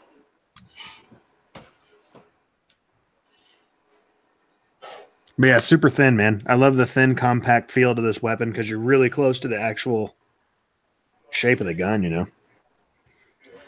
And then I went real custom, and I got custom fingernail polish sights, man. What do you know about that? Love the lime green. Oh, yeah. Fits my personality. But eventually I'm going to go with probably some fiber optic. Anyway. I don't know if you heard me, but Ralph, you can do this on your phone if you have download Google Hangouts. Just real quickly, while we have a little lull in the program, I'd like to give a shout out to our sponsors, Hornady, shooting bad motherfuckers when they need to go down. Thank you very much, Hornady, for the sponsorship. That's not bad. Let me just bring us into our other sponsor, Tampax. You know what I'm saying? If you're ready to do the thing, pull that string, Tampax. I don't know if that's their motto, but it is now. I'm sure it is. Sorry, I'm back. Any guesses on the rifle yet? Okay, we have an old 38. Okay, first of all, we have a Marlin. Is that a beer? An old Beer 38. and guns go great together. That's a Coke. Was a 45, he said. No, it's 44. 44, I mean. Is it a special edition? Can't see on the 2-inch screen. Oh, is it a special edition? Good question. I guess I'll divulge. It is a Henry 44 mag, limited edition engraved. So it's one of 1,000. I appreciate you divulging that answer so no one guessed it, so I didn't have to buy a GoPro for anybody. There you go. Perfect. Now, what do you guys think about rifles or semi-autos in pistol calibers like 9mm or 45? You guys have any thoughts on those? Ooh, you're diving into some territory that a lot of people will get into a fight about. No, I know. I was just saying that because of one of the last times I was at the range, somebody was shooting something. I don't know what kind of gun it was. It looked similar to an AR, but it was dialed a 9mm platform. Okay, so he'd be able to shoot it at the indoor range, I guess. I'll give you my take on that. I got into an argument on social media a couple of years ago. A friend of mine was asking, what's the best home defense round? I immediately turned him to a pump 12-gauge shotgun. His family had never been around firearms. His kids, his wife hadn't been around handguns. So as a gun newbie and a fairly well-sized or decent-sized adult, I said 12-gauge pump shotgun. Some other guy instantly piped in 1911 45. Nah. Well, in my opinion, and take it for what it's worth, a handgun is easier to hurt yourself with than a long gun. Especially if you're new, because you can get yourself in front of a handgun. It's harder to get yourself in front of a long gun. Yeah. And ideally, if you're using it for home defense, you're trying to keep yourself from being hurt. And that's also a lot of people don't take into effect is you have to be somewhat accurate for a pistol. You can't just point it and it's going to do exactly what it needs to do. But at least with a shotgun, you have a lot more opportunities and chances. Yeah, you got to think point about and click. Swiping yourself with your weapon when you're. What about as far as travel? Like travel for the bullet for the household? Oh, absolutely. I have. There's a lot less. Gotcha. Go take a break. There's a lot less collateral damage on a shotgun than there is anything that contains a slug. Right. Yeah, for sure. So, and then there's the debate, 45 versus 9mm versus 40 versus 10mm versus whatever. Right. So a 45 does have a bigger bullet. Generally, it's around 245 grains. 9mm around 147. 9mm going about a third to half again faster. Right. Because everybody's obsessed when they have those arguments. They're obsessed with the phrase "stopping power." Okay, I can take a 9mm plus P or a 9mm plus B plus, run it through my Glock 26, and it has the same, roughly the same foot-pounds of energy as a 45. Yeah. So it's hard to argue that. If you get into a debate with someone on social media or someone that's not really educated in firearms and you want to debate the 9mm versus 45, ask the diehard 45 guy to go out 60 feet and take 2 rounds in the chest and 1 in the head and continue the debate with 9mm. Right. I mean, in all honesty, even with a 22. Yeah, it's not bullet size, it's bullet placement. Exactly. And I mean, yes, you're not going to probably pop someone in the eye with a 22 from 60 feet away. Right. But most confrontations happen less than 20 feet away. Exactly. You might be able probably around the 7-foot range, in all honesty. Yeah, you might be able to get the 22 in the eye. Right. And really, when it comes down to it, something's better than nothing. Oh, yeah. Yeah. So if you're really comfortable with having a 22 in your house, something is better than nothing. Oh, yeah. Yeah, because me and Randy had this discussion a lot, and that's why I say everyone just talks about stopping. No, you got to get a 45, period. No matter what it is, it's 45. Oh, no, that's my wife. I was going to say, because my wife literally can't handle that. And you got to be using something you're comfortable with, because if you're not comfortable with it, it's not going to be there for you. Absolutely. Yeah. And you got to be comfortable with shooting it so you'll practice with it. Exactly. Everybody goes out and they go, well, I got to get the biggest handgun I can. I'm going to have a 500 Smith & Wesson for my home defense gun. No, you're not, because you're not going to shoot the son of a bitch. And really, if you're not going to shoot it, you just will throw it at them. Right. But a 500 Smith & Wesson, if you throw it at them, it's a pretty good home defense round. Oh, yeah, heavy ass thing. That's why I'm going to use the 1911, because it hurts a lot more when you smack someone in the face with it. A little bit of tidbit on the Smith & Wesson 500 Magnum. True or not, I believe, well, this is what I heard. Only one person has ever died from shooting the Smith & Wesson 500. That was a person shooting it. It was the recoil that came back, and as it came back, it tapped her again in the face. Do you know what that round was designed for? To hurt people's hands? No. And feel free to call me out on this, but if I'm not mistaken, that round was designed specifically as a backup gun for bear hunters. So if your 300 Win Mag or your 338 Lapua didn't do the job, that brick that is flying out of the end of that pistol will probably do the job. Right. The well, the 454 Casull, that was, I believe that's the snub nose one. That's what they use for bear country. 454 Alaskan hunters. That's what they are. Yeah, the 454 Casull is a modified 44 mag. Now I got a question for you. You ever seen the movie Tremors? Yes. Not enough to remember. Okay. What's the gun that, you know, the dude, Reba McEntire, and whoever her husband was in the movie, he had that one gun he was on the roof with that was like a shotgun or rifle or whatever, and he was trying to shoot it through the dirt, and they were talking about how far it could go through the dirt. You know what gun that was? It was something big ass and powerful. It was a modified movie prop. Well, yeah, but what they were calling it in the movie, they were calling it something. I mean, she was calling it the elephant. She was calling it the elephant gun. But the elephant gun. Yeah. That would probably be a 700 Nitro Express. Okay. Which is what? What is that? Is that a shotgun or? No, that's a rifle. It shoots a 0.7 inch diameter bullet.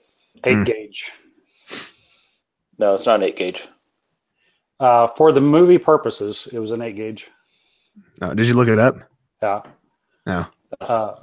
Bert Gummer. Yeah, Bert Gummer owns an elephant gun that is a Belgium-made, which William Moore and Company 8 gauge firing solid slugs. The shotgun was provided by Ellis, whoever, for the Tremors film in 1990. All right, so I stand corrected. Yeah, you get out of here, dude. You don't know what you're talking about. This is movie talk. You're sitting correct. But I was going to bring this down to show you too. This is that Alien Gear holster, and this is all the Kydex is the way it looks, the pattern, just the way the bolts need to be set up. Oh no! See, I talked to Randy the other day about some cool stuff we're going to do. So we're going to make a video on forming your Kydex. Yeah, and then we're going to show your subscribers some cool stuff, but I'm not going to divulge it right now. Is it like nude photos? Because a lot of my guys that watch me appreciate stuff like that. I know Ralph does. It won't be nude, but it'll be cool photos. There we go. Randy knows what I'm talking about, don't you, Randy? So how do we do this, Andy? Actually, I'm trying to figure out what they're talking about. Let me answer this question. Kydex holsters. What? Oh, go ahead. Go ahead. No, Kydex holsters. What did I tell you to save last time I talked to you? When I said you were at the range, or save what? Oh yes, this is such a cool idea. Yeah, go ahead. I love it. All right, so this is what we're going to do. We're going to make you a Kydex holster for your gun. and we're going to use 22 brass as the rivets. I don't even know what that means.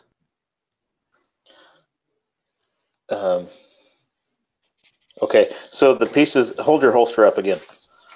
They're like interchangeable. Like this one paddle holster, I can put any of them. Like her SR22 Kydex, my 1911 Kydex, all fit on this one thing just by unscrewing them and putting them in. Okay, so you see where your screws are at in there? Yes. Oh, I got you. That's the brass.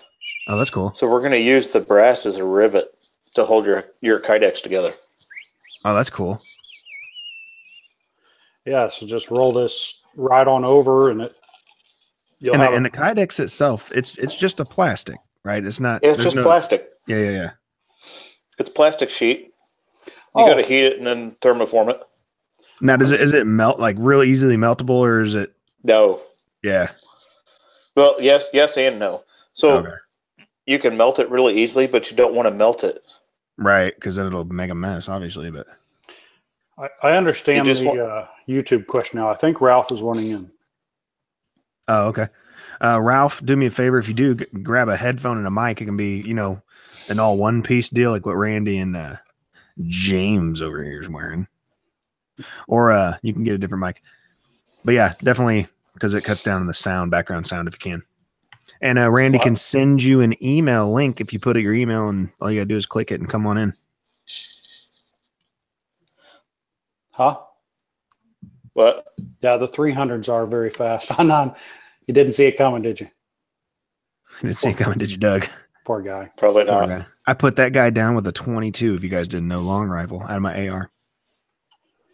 Hey, Randy, you still got that? You still got that rack we purchased off eBay down there that you were showing everybody? The one we purchased off eBay. You still got that?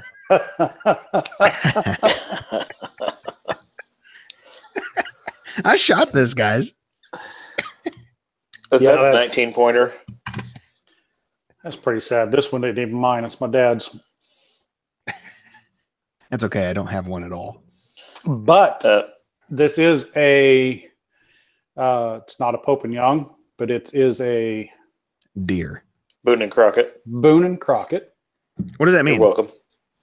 It's a large deer for a bow. Okay, I was about to say I've heard that term before. That's an award that MDC gives out.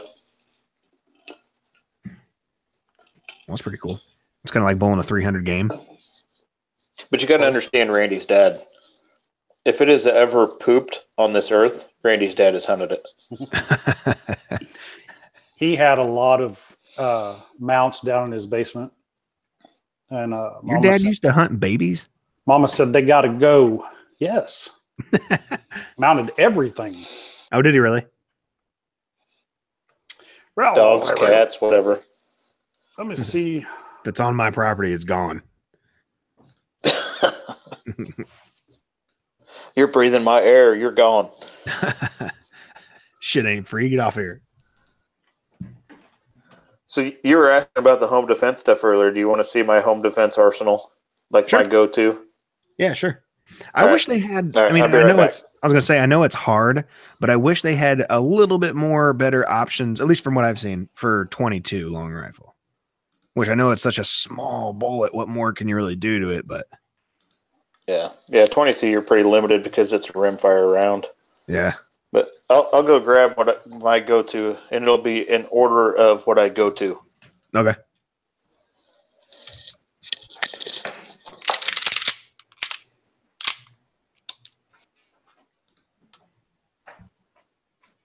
Ralph with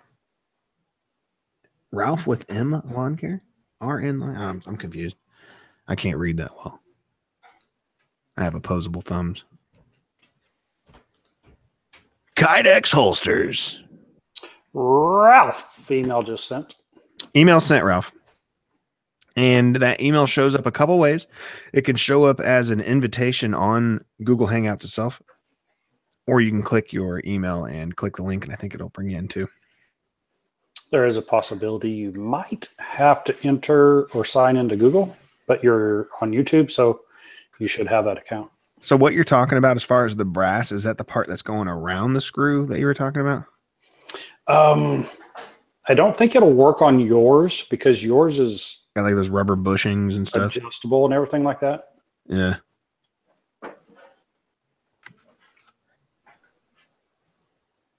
That's a cool idea, though. Ralph Reams, the big bearded, sexy bastard, just joined. Everybody, welcome Ralph Reams, everybody. Hello. All right. Put these two beards together, man, and you got something else, man. I'm telling you. Telling you.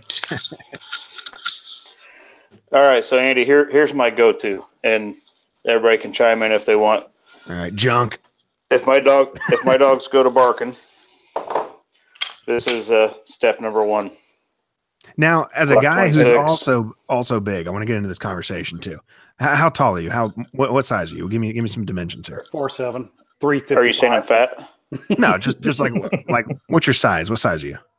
Okay, I normally operate a 200-ton crane. When I get in, it's 201. Ooh, soaking wet. It's But like 201 tons. You have pretty big, okay, pretty meaty hands, and those small guns that do not work for me. I'm 5'8" and 220-ish. Okay.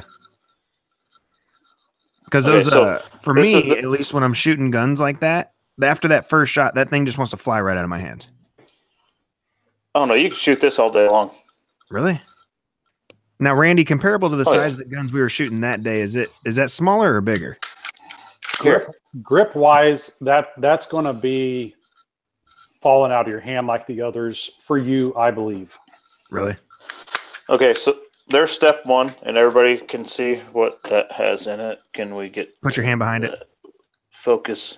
Put your hand behind it. It's wintertime. Critical defense. Okay, there's the hand behind that. Yeah. And then there's the hand behind. Oh, there it goes. Yeah. Critical defense. How many is that so hold? that's step one. Oh, it is 1. Okay. So step 2 is this, and Randy hates it.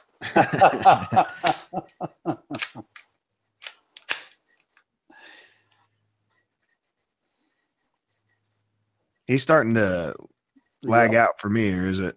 Yeah, me too. Yeah. Ralph, I guess you're supposed to put a Skag shirt on. He did. I had to. I was walking around the house naked, man. So there's step 2. And Randy hates it because it's a Ruger LCP. But why do you hate that gun, Randy? Because it has an atrocious trigger on it. Hey, Jimmy, clear that gun and show us how bad that trigger is. Okay, so gun's clear. All right. Keep in mind, this gun is not made for shooting paper. There's nothing to keep in mind. Just show us how bad it is.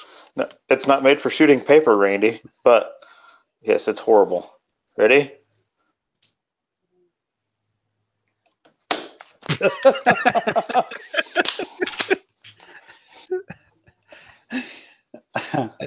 a back gun with a 4-stage trigger. I'm shooting. Stand back. I'm shooting. I promise. It's coming. I can tell you, if someone's getting ready to put you face down, you're not going to care about trigger pull. You're just going to pull the trigger. That's true. Okay, so the Glock 26 has been modified. It's clear. I'll show you in comparison. Yeah. It's a pretty nice trigger. And Ralph, you bought your wife a LCP, is that right? Yes, sir. Yeah. Right here. See? Don't hate. Yeah. This one don't have too bad of a trigger pull on it, but she actually does pretty decent with it. Oh, you got the second generation one, right? Yeah. How do you like it? With the first gen. Actually, for me, I've got like the gorilla hand. That gun is very small in your hand. Yeah. Look at that. You can tell there, it's huge. So, but for me, it feels like I have like 2 fingers on it. Then while I'm shooting it, one on the trigger and one on the handle. So, not too good for me. I put a Hogue on it. Yeah, and the Hogue works well. Oh, wow. Yeah, oh, wow. Doesn't do anything for the trigger, but it makes it easier to hold on to. Yeah. And then stage 3 is this. Yeah, I want a shotgun. Oh, nice. So that's the length on that barrel there, bud. 20 Hey, inches. Can we get the measuring tape out, Roy? I got a Milwaukee right here. So nothing says get out of my house like two 12-inch barrels that are 20 inches long. Right. Exactly. So what are you carrying? Who's that? Ralph, what My was your phone first rang, sorry. firearm? My favorite firearm? What was your first firearm? What was my first? It was a Remington 20 gauge pump, actually. Wow. Got it when I was 10. Yeah. Favorite. Still my favorite. You Do still have own it it? still? Yeah, I still have it. Yeah, That's my dad awesome. bought it for me. It's one of those that's going to be passed down, you know. Still pretty works sweet. and tight and Oh, everything. yeah. Is it wood or Oh, yeah. plastic? Wood. Yeah, straight wood. That's awesome. Yeah. For my kids, actually, I bought them their first guns. And I think James was talking on it earlier, getting a 1 round rifle with them. And I bought a Crkt, and I will never buy another one again. I will go with is it a Rossi? Am I thinking right? Over and under, I believe is what he had on there a little bit ago. Yeah. Single shot. Yep. I will go with that from now on. But I'm going to let them keep their Crickets. Those things are atrocious to load. Oh, just a load? Yes. There's nothing wrong with shooting them, is it? No. Shooting them's like great. I mean, really pretty much beginner sights for it, open iron sights. But just it takes you like 10 minutes to load it up to fire 1 round, Might as well buy them a muzzleloader. I was about to say, you might as well got a musket and been fine. Yeah, get them some CVO Optima Action or something.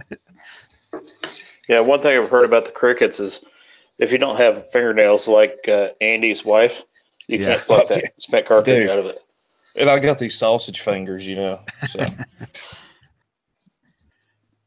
It would be a nightmare, man, because loading that stuff would suck. Definitely. So what are you carrying right now? What's your carry weapon? My carry weapon, I believe I touched on it with you the other night, is the 357 snub-nosed Taurus. It's got the, I think it's like around like 4.5, something like that, 5 round. I'll actually 357 mag. Yeah, 357 mag, but I use 38s in it. Yeah, that 357 mag. That's so you sold my wallet. Let me remove your leg. I'm getting my wallet back. I got it for a decent price. Actually, I picked it up for around $250. And had any issues with that Taurus? 357 is a good round. No, none at all. Which it's a wheel gun. I'd rather have a wheel gun. Sometimes it just depends on the day I carry. I mean, I got a Smith & Wesson Shield I carry on some days. The Taurus, full size M&P, Springfield 1911. I can keep going. Right. The only one I ever got rid of was a TCP. I had a Taurus TCP, and I hated that thing. Malfunctioned all the time with the feed. The magazine wouldn't clear as you was trying to drop it and stuff. Just wasn't the greatest gun. Yeah, right. So. That'd be annoying. Andrea, that is Ralph Reams. Nathan says mine was an Ithaca 22 single shot lever action cherry stock. Had it 32 years and was passed down from my dad's uncle. That's pretty cool. Yeah, that's cool. I actually took my CCW with a Ruger Blackhawk chambered in 357 mag, shooting 38 special. Oh, it'd be nice to have another one of those. I had a 44 in that. Is that the gun that driver? Is that the gun that you almost got rid of? No, that actually belonged to my father-in-law because I didn't have a wheel gun at the time, and we were at the range doing our test, and they wanted everybody to shoot 30 rounds just to get comfortable with the gun. And the guy said, "Hey, you down there with the Blackhawk, just shoot 10 because it takes so long to reload them." So I showed him a trick. I dumped the cylinder out of it and then threw the rounds in it. I got 30 rounds off in the same amount of time it took everybody else to shoot their 30. Right. You ever watch, what's that dude's name? Jerry McCormick or whatever his name is?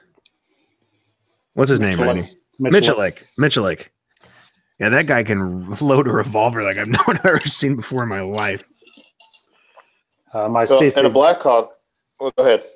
My CCW class, me and my wife took it together. And I used a 22 semi. Well, no, we traded off because we had to shoot both. We had to shoot a revolver and a semi-auto. So they were both 22s because I did not want to shoot 50 rounds of 45 just to show someone I could shoot. Right.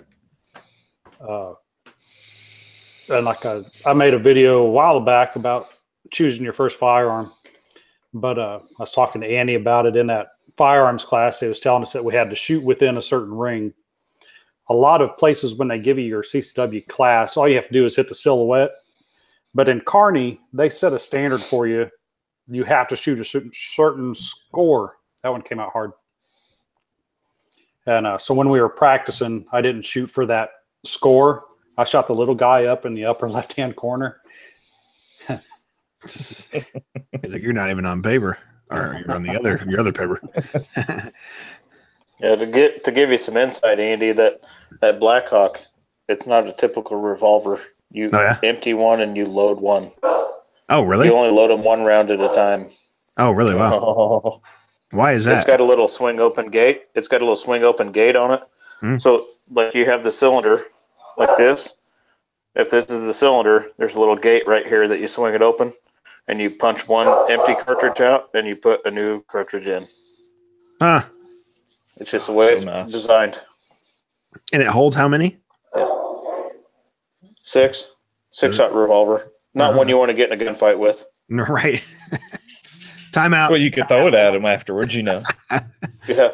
And the plus side is it's super accurate. So, I mean, there's that. But if you miss 6 times, you're dead.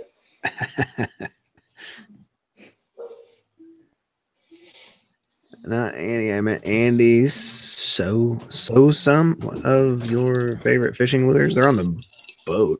Plemons is in here. What's going on? Richie Plemons. We can get Plemons in here. Let's load this sucker up. Get Richie in here. I'll be right back. Big group talk, man. All right. Park chat. Ralph Reams. It's just fun to say. I don't know why. One man. In a world, one man with one opportunity to mow any property he ever wanted. Ralph and Nathan. Well, now you guys get the same last name, Reams. Well, you know, we are close and everything. Like, I mean, we're business partners. You might as well just take my last name, dude. Well, yeah. It's awesome. Nathan's out there. I think Nathan's still in there, ain't he? He's just sitting there with a straight face. He's not laughing because his body he's let him, you know. He's already got his knife out, driving over to my house to cut me or something. But with a straight face, 100%. No, he's laughing out loud. He's lolling. All right, I'm back. Plemons, what's going on, Richie? Hey, man, Richie, if you got if you're on your computer and you know, you got a mic and a headphone, you can hop on here with us if you want to, and let's talk some, you know, gun stuff or any other stuff. We went through a favorite fishing rod and reels earlier. What's your go-to, Ralph? What's your thing that you're just like, man, I love this reel. I love this rod. Oh, well, I'll go pick it up for you because it sits inside the house. Oh, there you go. Shoot. Man of mystery there. My dog stays out, but the rod and reel's right here. No, I was going to do some, but no mic. The chat says no mic, broski.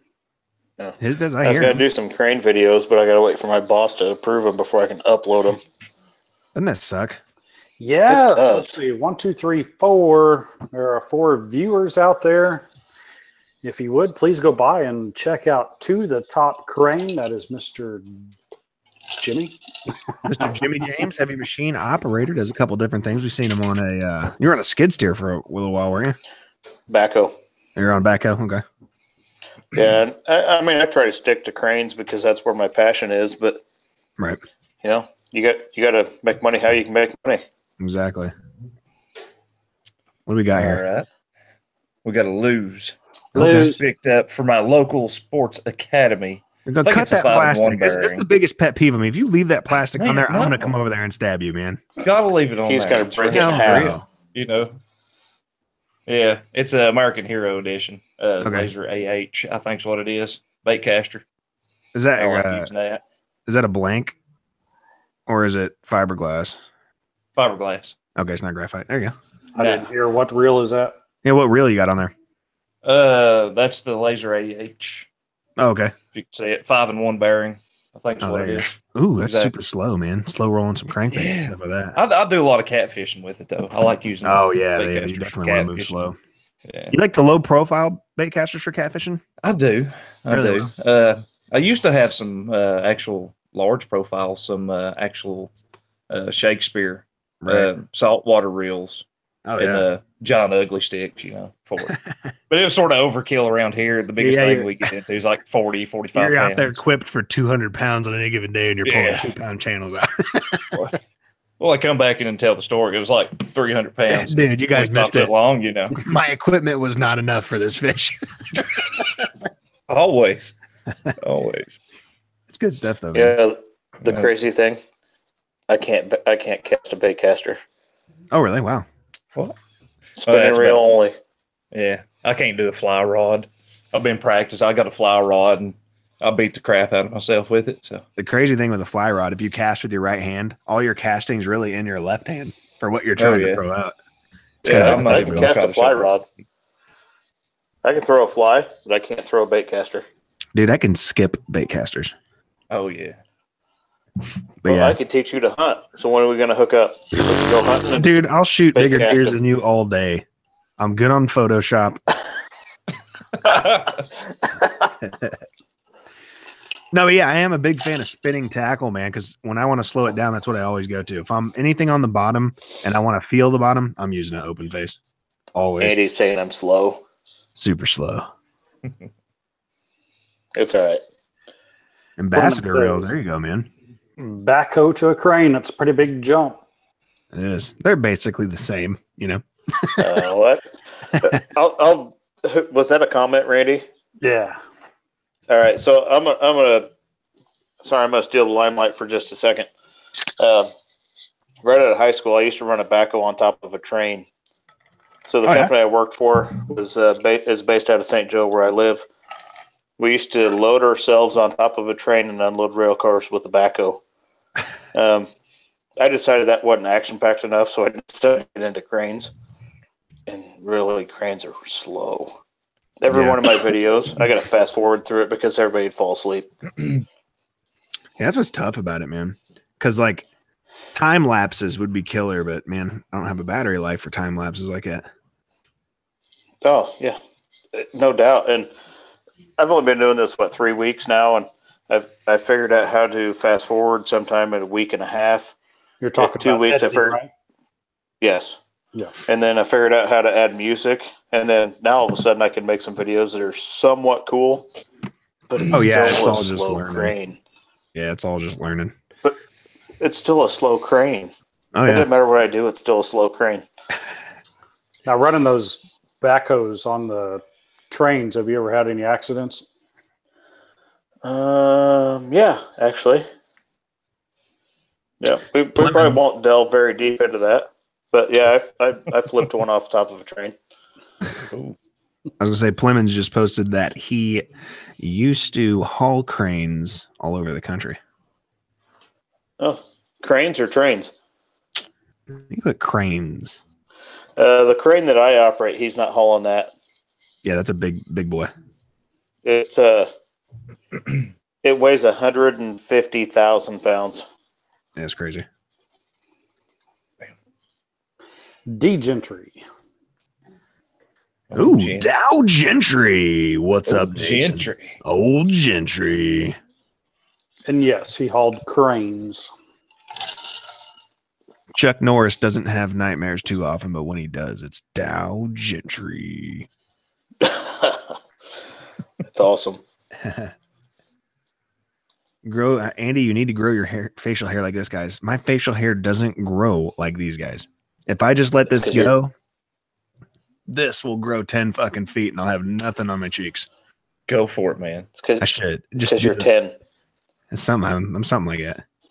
I should grow this all out like an old Kung Fu Asian master. Braid it straight up. Ralph, do you use any beard products? Oh, yeah, man. Yeah, I actually use some local products around where I live. One of them's actually called Stiffies. Stiffies. All right. Well, give me a second. Yeah. Everybody, we'd like to take this second to shout out. I'm sorry. Who was it? Stiffies. Stiffies. We'd like to give a shout out to Stiffies for sponsoring this program. If you use Stiffies, you are 75% sexier. Take it from Ralph Reams. If you watch Ralph Reams' channels, you are 100% sexier. If you're looking to have a beard that gets all the girls on you, grab your Stiffy. Got to get the Stiffies. Got to get the Stiffies. You got to grab firm hold on it, you know. Have you seen A Million Ways to Die in the West? Oh, God, yes. Dude, he goes in the mustache shop. He's like, what are you doing? He's like, I was just looking for some product. He's like, but you don't have a mustache. He's like, I'm thinking about growing one. Oh, I need some voiceovers from Andy. You should. You thought this crane's slow. Let me put it in regular motion. Not sped up by 10,000. So I use some Honest Amish for my beard stuff. Honest Amish. I'll tell you, James, shameless plug. It's one of my buddies, friends at work. That's the other one I use. It's called Beard Zerker. It's actually cheap. He's got the wash, you know, it escapes me, but the oil and the balm, actually, it's really good. Throw a link up there in comments if you would. I can't remember what his Facebook is. Do you have it, Nathan? He said most Tennessee guys use deer urine to keep their beards soft. It's straight deer poop. Dow Gentry. You got to do deer poop. It's got to be warm, though, you know. Yeah. Can't be cold. Plymouth says try badass beard products. Yeah. I've checked it out, but I haven't used it. Have you guys seen that steel set running around the internet? Yes. Is that real or is that a I never It's fake. It's fake. I checked on it because I was like, I want to get it. I'm going to get it. It was like a trimmer and everything. It looked like a trimmer. Yeah, a little chainsaw beard trimmer and stuff. Yeah. Who wants to trim their beard? Was awesome though. Exactly. Well, I mean, you got to get the little scuffs off the end of it. Though. I might be losing mine. No, just let it roll. What? Yeah, work, man. I'm a paramedic, and the workplace is coming in and saying, you know. See, that's the minute you need to trim it down full time. It's like, wait a minute. Yeah, I quit. I thought about it. I was like, but yeah, no more 80-year-old little ladies. I go pick up, going like, you know, play with it, curl it in their fingers and stuff. Hats off though. I was an EMT for a short period of time, but hats off to you for. Yeah, that I never worked as an EMT. I went through the class, met my wife. She was an RN at the time. Yeah, we argued about long-term medicine and short-term medicine, and yeah. Oh yeah, definitely, man. But hats off to you for serving our public. Oh yeah, thank you. I tell them that every time I bring them up, man. Like I said, that is not an easy job. Not a job I could do. I can tell you that. Yeah, I don't know if I could give it up. I can tell you. You know. I can tell you, going through the classes and doing the clinicals, that man deals with more stuff on a daily basis than none of us can comprehend. All right, I know. A lot of nonsense too, though. Yeah, but I mean, tons of nonsense. No one understands it unless they're there. Boots on the ground, unless you're there. Right. That actually brings me up to another story. I not that long ago, I was getting into watching like I don't know if who can or who does it, but people post like live footage from like the war, like over there in Iraq and stuff like that, like their helmet cans and shit. And dude, my heart is just racing watching this stuff, man. You're hearing bullets flying by, like you're in the middle of the shit. It's like, I'm not cut out for that. Like that's not me right there. And it takes a special individual, man. And you got to give your hats off to all those people, man. Yeah. Yeah. I'm short, fat, and slow. I'm an easy target. There's no way I'm going over there. Oh yeah, I got bipolar disorder, and I'd just be freaking out all over the place. Oh yeah, I'd be going nuts. 3'5", 350 pounds, you know. All right, guys, no way hold I'm getting on. Stop out. for a second. Let me get my canteen out. We just ran 30 feet. We gotta slow down. I joined the military to do the lawn service, not be in the shit. This was supposed to pay for my college. Right. Yeah, it's that's off to definitely them guys, man. I'm telling you. absolutely, dude. Shoot. Absolutely. Hey, you got Mike Tyson's punch out going in the background again, Andy. Hell yeah, dude. It's Glass Yeah, it's Joe. Glass Had to get Joe. served up by some mini Mac. Heck yeah. Hey, do you want the code for Mike Tyson? I got it. Just like Contra. 73735963. Exactly, dude. Even Contra's ABAB, what is it? Up, down, left, right, ABAB, select, start, infinite lives.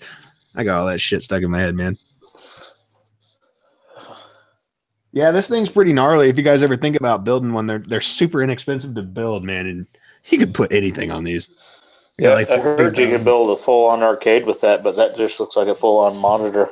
Yeah, it's a monitor right now. Eventually, I'm going to do a full arcade. I'm going to build the cabinet and everything. Show him the full. That's what your PC. wife said. Show them the what? Show him the full brain for that. Is it there? I'd have to unplug it. That's all right then. I'll do it after the cast. But yeah, it's literally this big. It's called a Raspberry Pi. Oh, yeah, I've heard of them. Yep. And then I just got an external hard drive and put everything on it. But the hardest part, it's like, as I said, the hardest part, it's like I used to have a 1 terabyte filled up with movies, like thousands of movies. The worst part is you spend more time just circling through the shit to find something you want to watch or play than you do playing or watching anything. Yeah, before you ever hop on Raspberry is one of those things you can make it do whatever you want, isn't it? Yeah, the Raspberry Pi runs on a Linux system, so you can literally use that as a computer as long as you built the memory and hard drive for it. But yeah, you can do anything you want with it.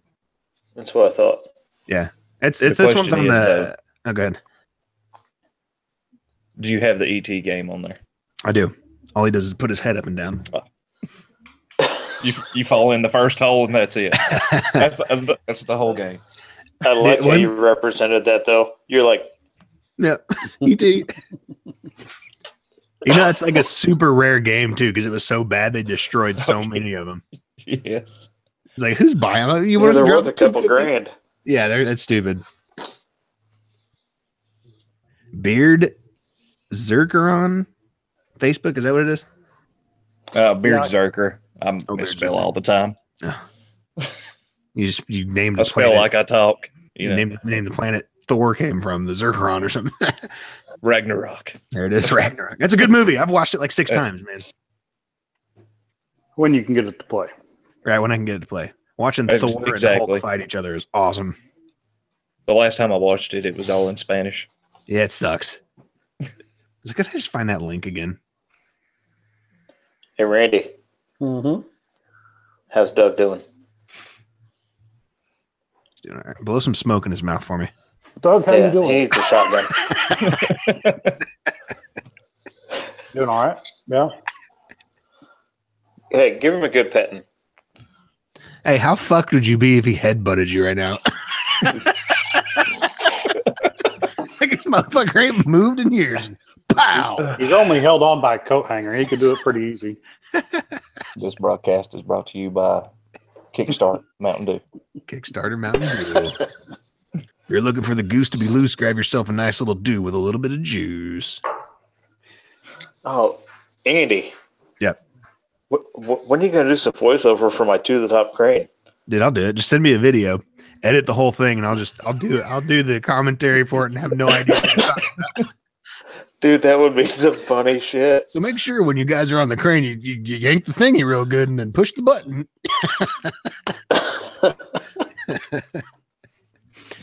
You're like building a silo or something. You just keep, we're getting ready to build a boat. And what the hell are you talking about? 100 million That would be views funny. right off the bat. That would be funny though, to do a full video of me actually doing something technical and your voice over in it with everything that just does not make sense. And just title it "Learn to Drive a Crane." Oh, that's got to happen now. How to operate a Oh, crane we'll make it happen. properly. Well, my wife's getting in on the fun. She wants you to ask Tanya how the roads are. Yeah. Exactly. That's what I was thinking. Randy. Pre-broadcast, I'm not touching Tanya's buttons tonight. Oh, Randy. You have no nuts if you don't do it. The viewers want this.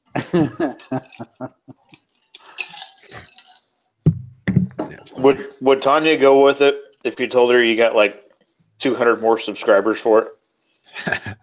I need 350. All right. You tell her, honey, I'm going to ask you how the roads are, and it'll get me 350 more subscribers. I'll ask her tomorrow. What? In a couple, I'll ask her at 10:30. Was she even onto it when we were doing it that day? No. You can get her with stuff like that all the time. I do. But here you are complaining about that, and I've got 43 subscribers. Yeah. Let's make it 44, guys. I know someone in this room right now is not subscribed to the Top Crane. Go subscribe to the Top Crane. Oh, that's awesome. Yes, but Okay, now Randy's going to say don't do it. See, he's such a BS friend, man. it's He is. Andy, you and I are friends now. Randy's out. It was disappointing on my first live feed.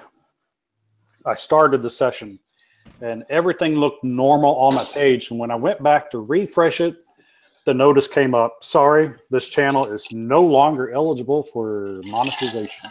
Doesn't it hurt your soul, man? That's when it hurt. That's when it really hurt. I knew it was. You know what's going to suck? Mine's not going to be eligible until like 2068. You want to know what hurts my soul? Back when I was doing that gaming channel for my friends, we had videos with over millions of views and never was monetized.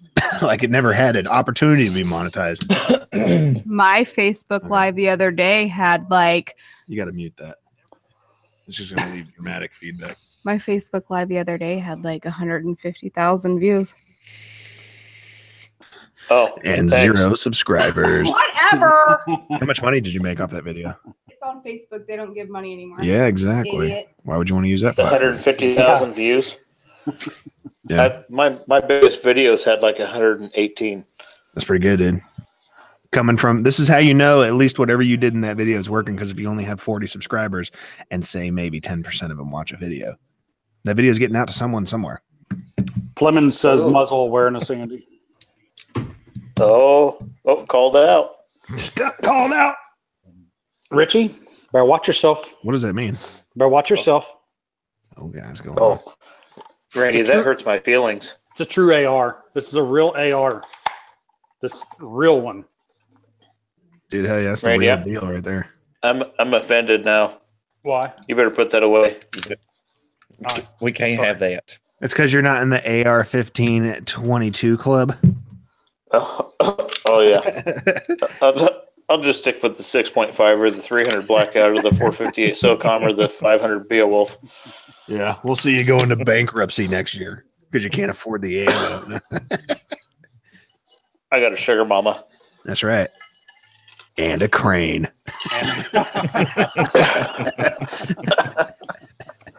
If only it was mine. I want to put a rim fire down on the ground and have you just drop that fucking big ass ball of a crane thing on it to see if it even makes a sound. Would you even hear it?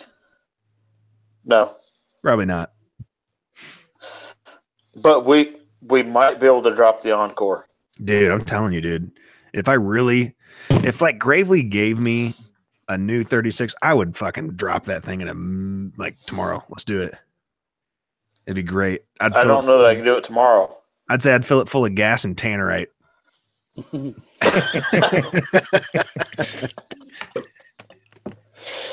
So, Andy, I do have a proposition for you if you want it. I have got an Exmark Laser Z60. Okay. in my garage Okay. that needs a new engine. Oh. Oh, yeah. What'd you have on Yeah, a Kawasaki? What? No, it's a Honda, or not a Honda, Briggs. It's a big block Briggs, 31 horse. Oh, really? Wow. Yeah, it dropped a valve When'd you blow that up?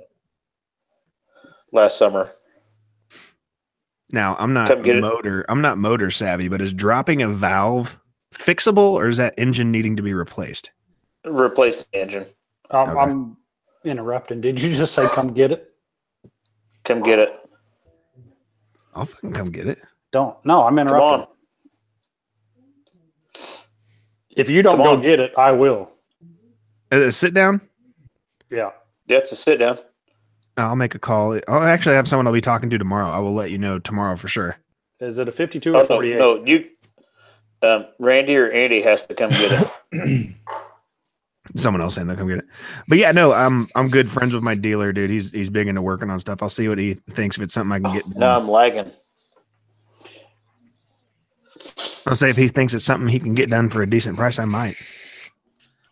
Really? I mean, I have no use for a 60, but it can come in handy for me because now I would be able to take on those properties that I always shove off because I don't have the proper equipment for it. Clemens says he'll be in St. Joe in about 8 hours. I lagged really bad in like 2 minutes, so someone's really blowing some stuff up. But seriously, I bought this mower from a buddy of mine that owns a snip and trim lawn service up here in St. Joe. Uh-huh. I used it. Randy knows where we used to live. I used to mow about 4 acres a week, and it dropped a valve. $2,100 for the engine. I can't really justify it because now where we moved to, I mow less than half an acre.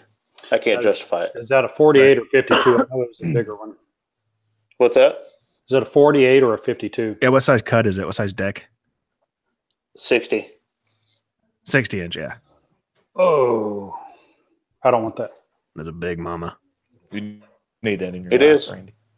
Yeah, I'll talk to Rob you- tomorrow because I'll be at an event with him, and if he's got something around that he could get me into for a cheap price and put it in there, then I might come get it for sure. It's a commercial mower. It's a good mower. You know how many hours are on it? If you put a new engine on, it doesn't matter. No, it still matters. Spindles, frame, it matters. Oh, 2,000. Oh, okay, so it's been around the block a little bit. Yes. Just We're put not some Randy's love. garage. You got 22-inch black rims on it? No, but it could have. They I 10. got a friend that owns a powder They coating 10. company. He keeps them clean. Be that guy. I'll shout him out, even though he's not on YouTube. But Midwest Metal Fishing and powder coating, dude, he can powder coat anything. If you want That's 22-inch black rims on it, we can make that happen. Now, is that I've seen the process before, like on TV or whatever. But is it expensive, like powder coat and stuff?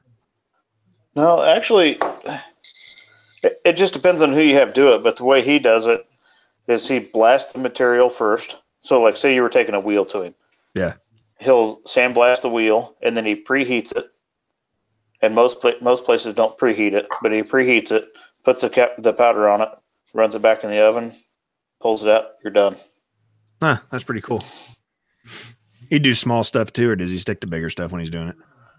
He will powder coat your vibrator if you want him to.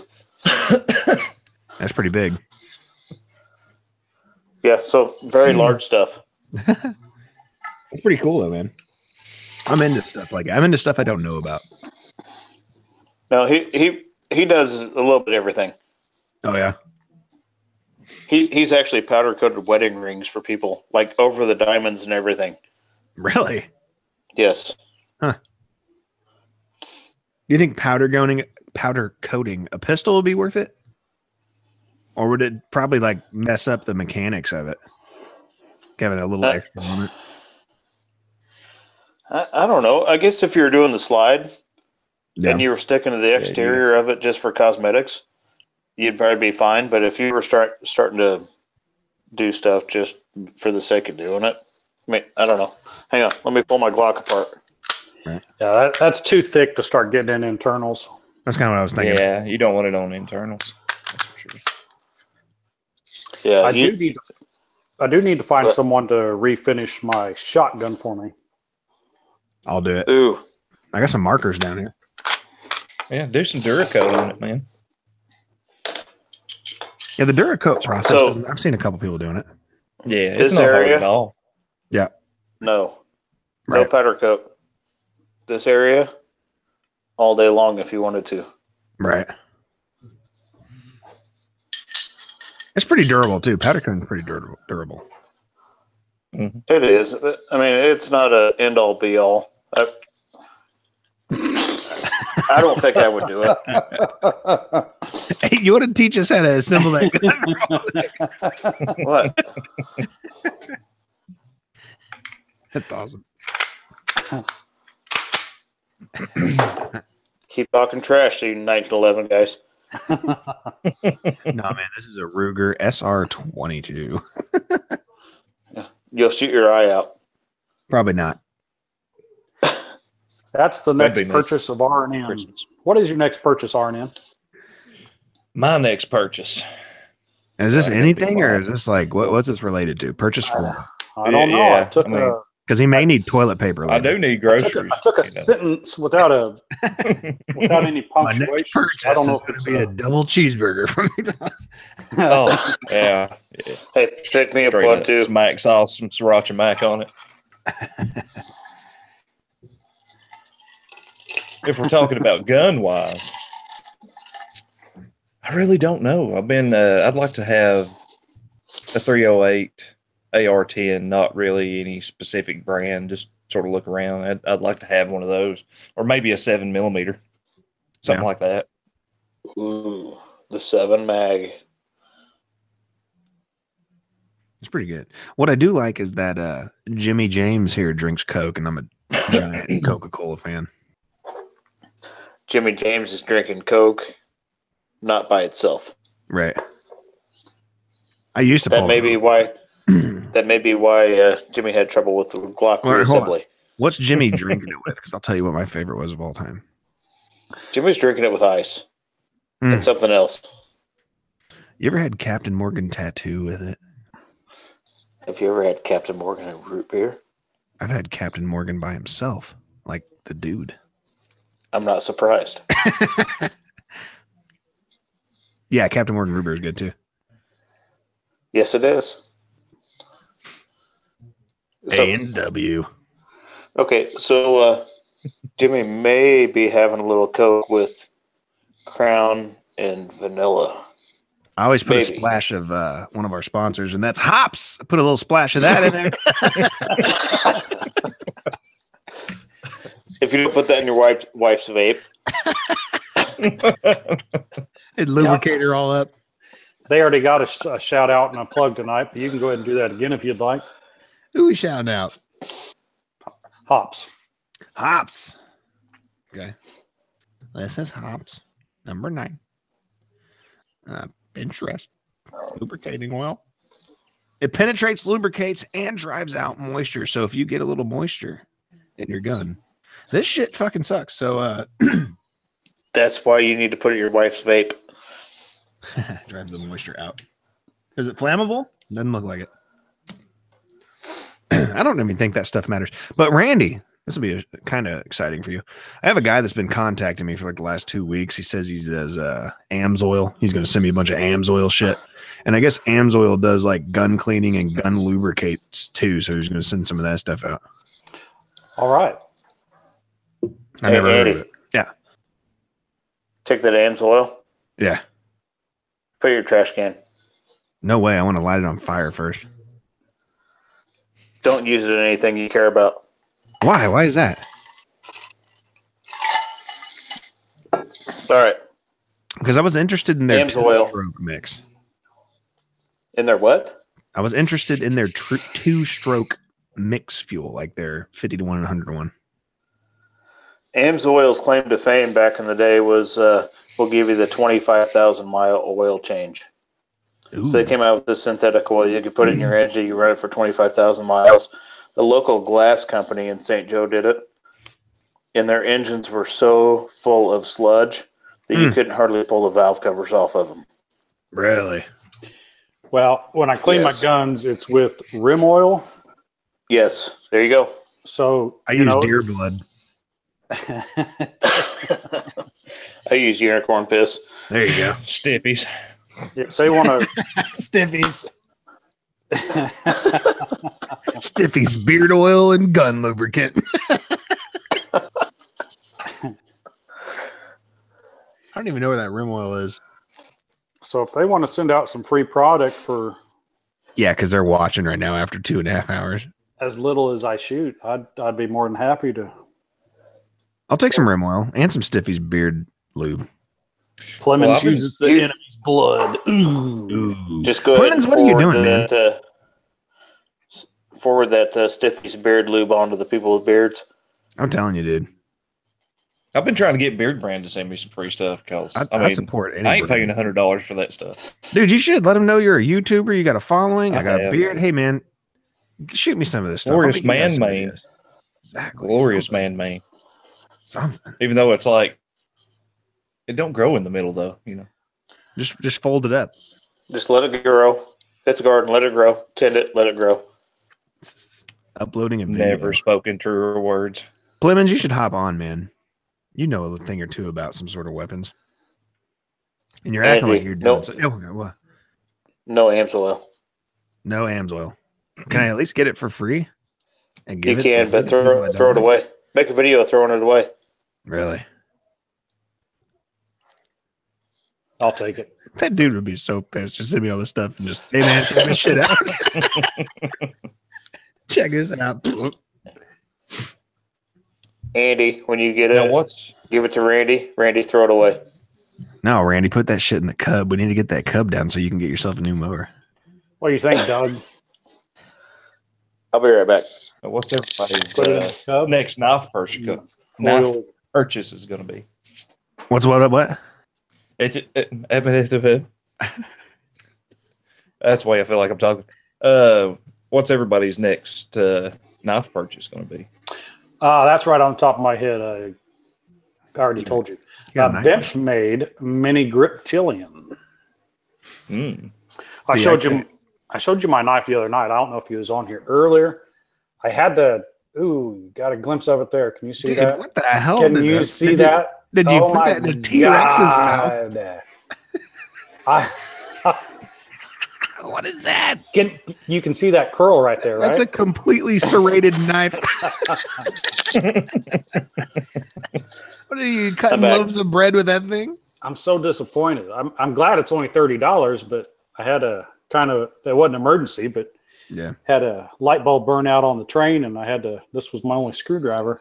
Had to get it fixed. And yeah, it sucks. I always go cheap on the knives just because I'm the kind of person that loses everything. I just bought another Smith & Wesson Spring Assisted, and this is the third one I've had because I can't keep track of stuff, especially stuff like that. Randy, Benchmade. Benchmade. I'm going to check out other models because I like that assisted opening. I'm thinking about a zero tolerance. Oh, yeah? Yeah. But they're so expensive, man. But you're supposed to be able to drive, cut, just, put it in, smack it with a hammer, like 10 gauge steel about it. Wow. Yeah. And they talk highly of it. Where are those It's out like of? So treat it like a Glock. Yeah. Just beat the crap out of it and it still goes. Who sells those? Where are you going to get that at? Is that something online? Well, where I'm at, we have the Great Smoky Mountain Knife Works. So, okay. Have a slew. I would like to say that Nathan from RNN thinks, guys, got the greatest wife in the world. My wedding gift was a tactical 870 in ATACS camo with a sheepdog and wedding date engraved. That's cool. Well, I don't know if that's the best wife for doing that because now you have a wedding gun. He got married to that gun the next day. Yeah, but think about his tactics. His tactics. Every year for his anniversary, he can buy a gun and get away with it. Right. Exactly. Nice thinking. He's Clemens, like, you but gotta honey, be I bought kidding this me. gun. Richie He's like, Clemens. honey, I got this gun to commemorate our anniversary. This is for both of us.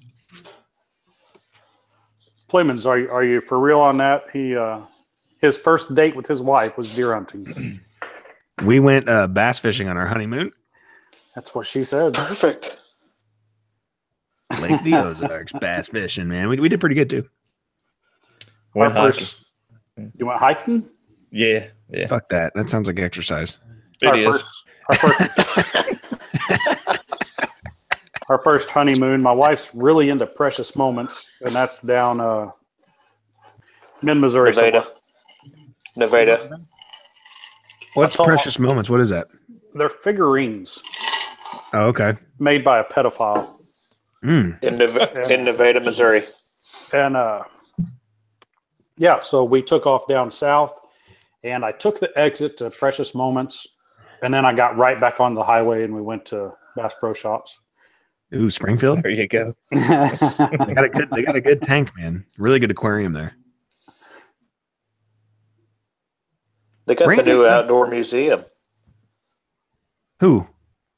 Bass Pro. It's like 310,000 square feet of outdoor museum. Yes. Oh, okay. It's worth looking into. I saw an ad. I think we're going to go down there for spring break. Is it next to Bass Pro Shop? It is on the same campus. Yeah, but it's like a different building. I think I know what you're talking about. It's attached to the main building, but it's still on the same property or whatever. Okay. An outdoor museum. Well, here's something I want to know real quick. What is museumed? It is like different animals, whatnot. Probably like hunting history and all kinds of stuff like that. Like, if you haven't been to Bass Pro in the last 8 years, you need to take yourself to Springfield and go to Bass Pro's headquarters. It's been about 4 or 5 years. Last time I went to Bennett Springs, I was down there. But I want to know what Ralph's vaping on. White label juice. White label. Peach. Vanilla. Peach. What mod are you using there? It is the Alien. Smock. 220 watts. Alien. Is that the single battery or two battery? Two battery. Yeah. Two battery. Based on what came out of his head, I would call it cumulonimbus. I don't know. I can go upstairs and rip some fucking clouds real quick if you want me to. Yeah. Trying to quit smoking again, man. Yeah. Struggles. See, it's weird because I only started vaping for like medical reasons. Like I've never smoked or anything in my life until recently because of medical conditions, trying to figure things out. And it worked a little bit, the CBD oils and stuff in it, but not like I thought it would. It's nothing compared to like medicine or anything. No. At least you ain't going out of your head or anything, you know. Skull long cut. How's that do for you? There it is. Works perfect. And the best part is I haven't seen him spit it all. So you're just swallowing all that. Now, if we could get Leonard some pouches in here. I can't spit with the door shut on the crane. Oh man, that's tough. You don't take like a spitter or nothing with you? No, hell no. Yeah, that's a man right there now. That is, man.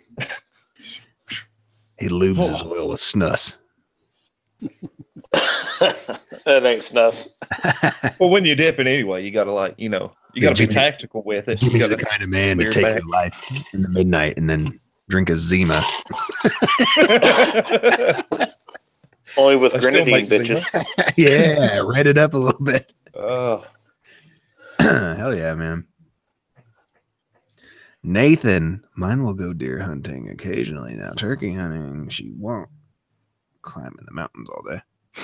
Yeah. Read the comment about the snake. Guys, acknowledge in your comments. Well, because we're locked in a deep conversation with each other. Deep. Sorry. Conversation. Which is what men do. Meant to say, don't make me come down there. It's kind of hard to keep up. If y'all talking about snakes, I'm out. Oh, that's probably my I wife. ain't about that life. My wife's probably reading. Are you Ralph? Are you one of those people that thinks every snake's a rattle-headed copper moccasin? No, but I think they all should be dead. Some snakes are good. Oh, yeah. As long as they leave me alone, I'm good. My wife's hinting at our first date to Watkins Mill. I found a garter snake and chased her with it. Oh, that's wrong, man. Good thing she didn't have a gun back then. You know? Dude, my fear is spiders. She would have plucked your eye out. She would have got your eye with that 22. Yeah, I'm one of those people that just fucking hates spiders, dude. I don't mess with spiders at all. Yeah, my thing's bees. Huh? Ticks? Bees. If it's got a stinger hanging out of its ass. What's yours? Deer ticks? Deer ticks.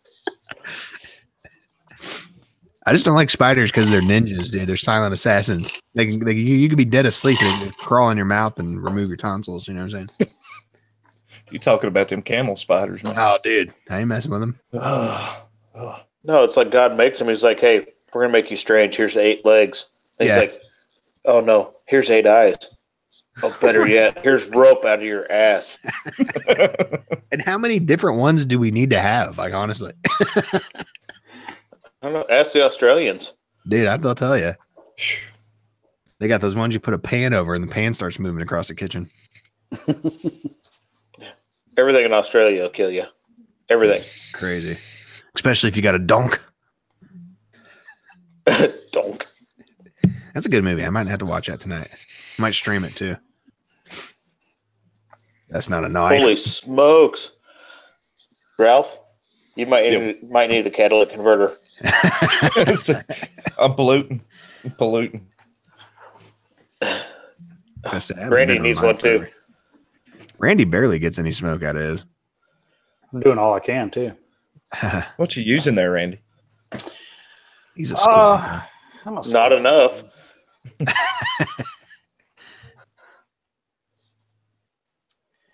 Anyways, guys, if you'll give me just 1 second. Just 1 second. One. Everybody that stopped by G4 Outdoors, I appreciate everybody stopping by. This is a 2.5-hour live broadcast. Congratulations to Cat Jaybird for winning a knife. Congratulations to Annie Pam for winning the $50 gift card. And congratulations to JM for winning the Milwaukee setup. I appreciate everybody entering the contest. I appreciate everybody that has watched this broadcast. If you made it to now, you're insane. Anyway, thanks for sticking around. G4 Outdoors. Hit the comment button, hit the subscribe button, hit the like button, and we will see you all next time. Guitars, girls, green grass, and guns.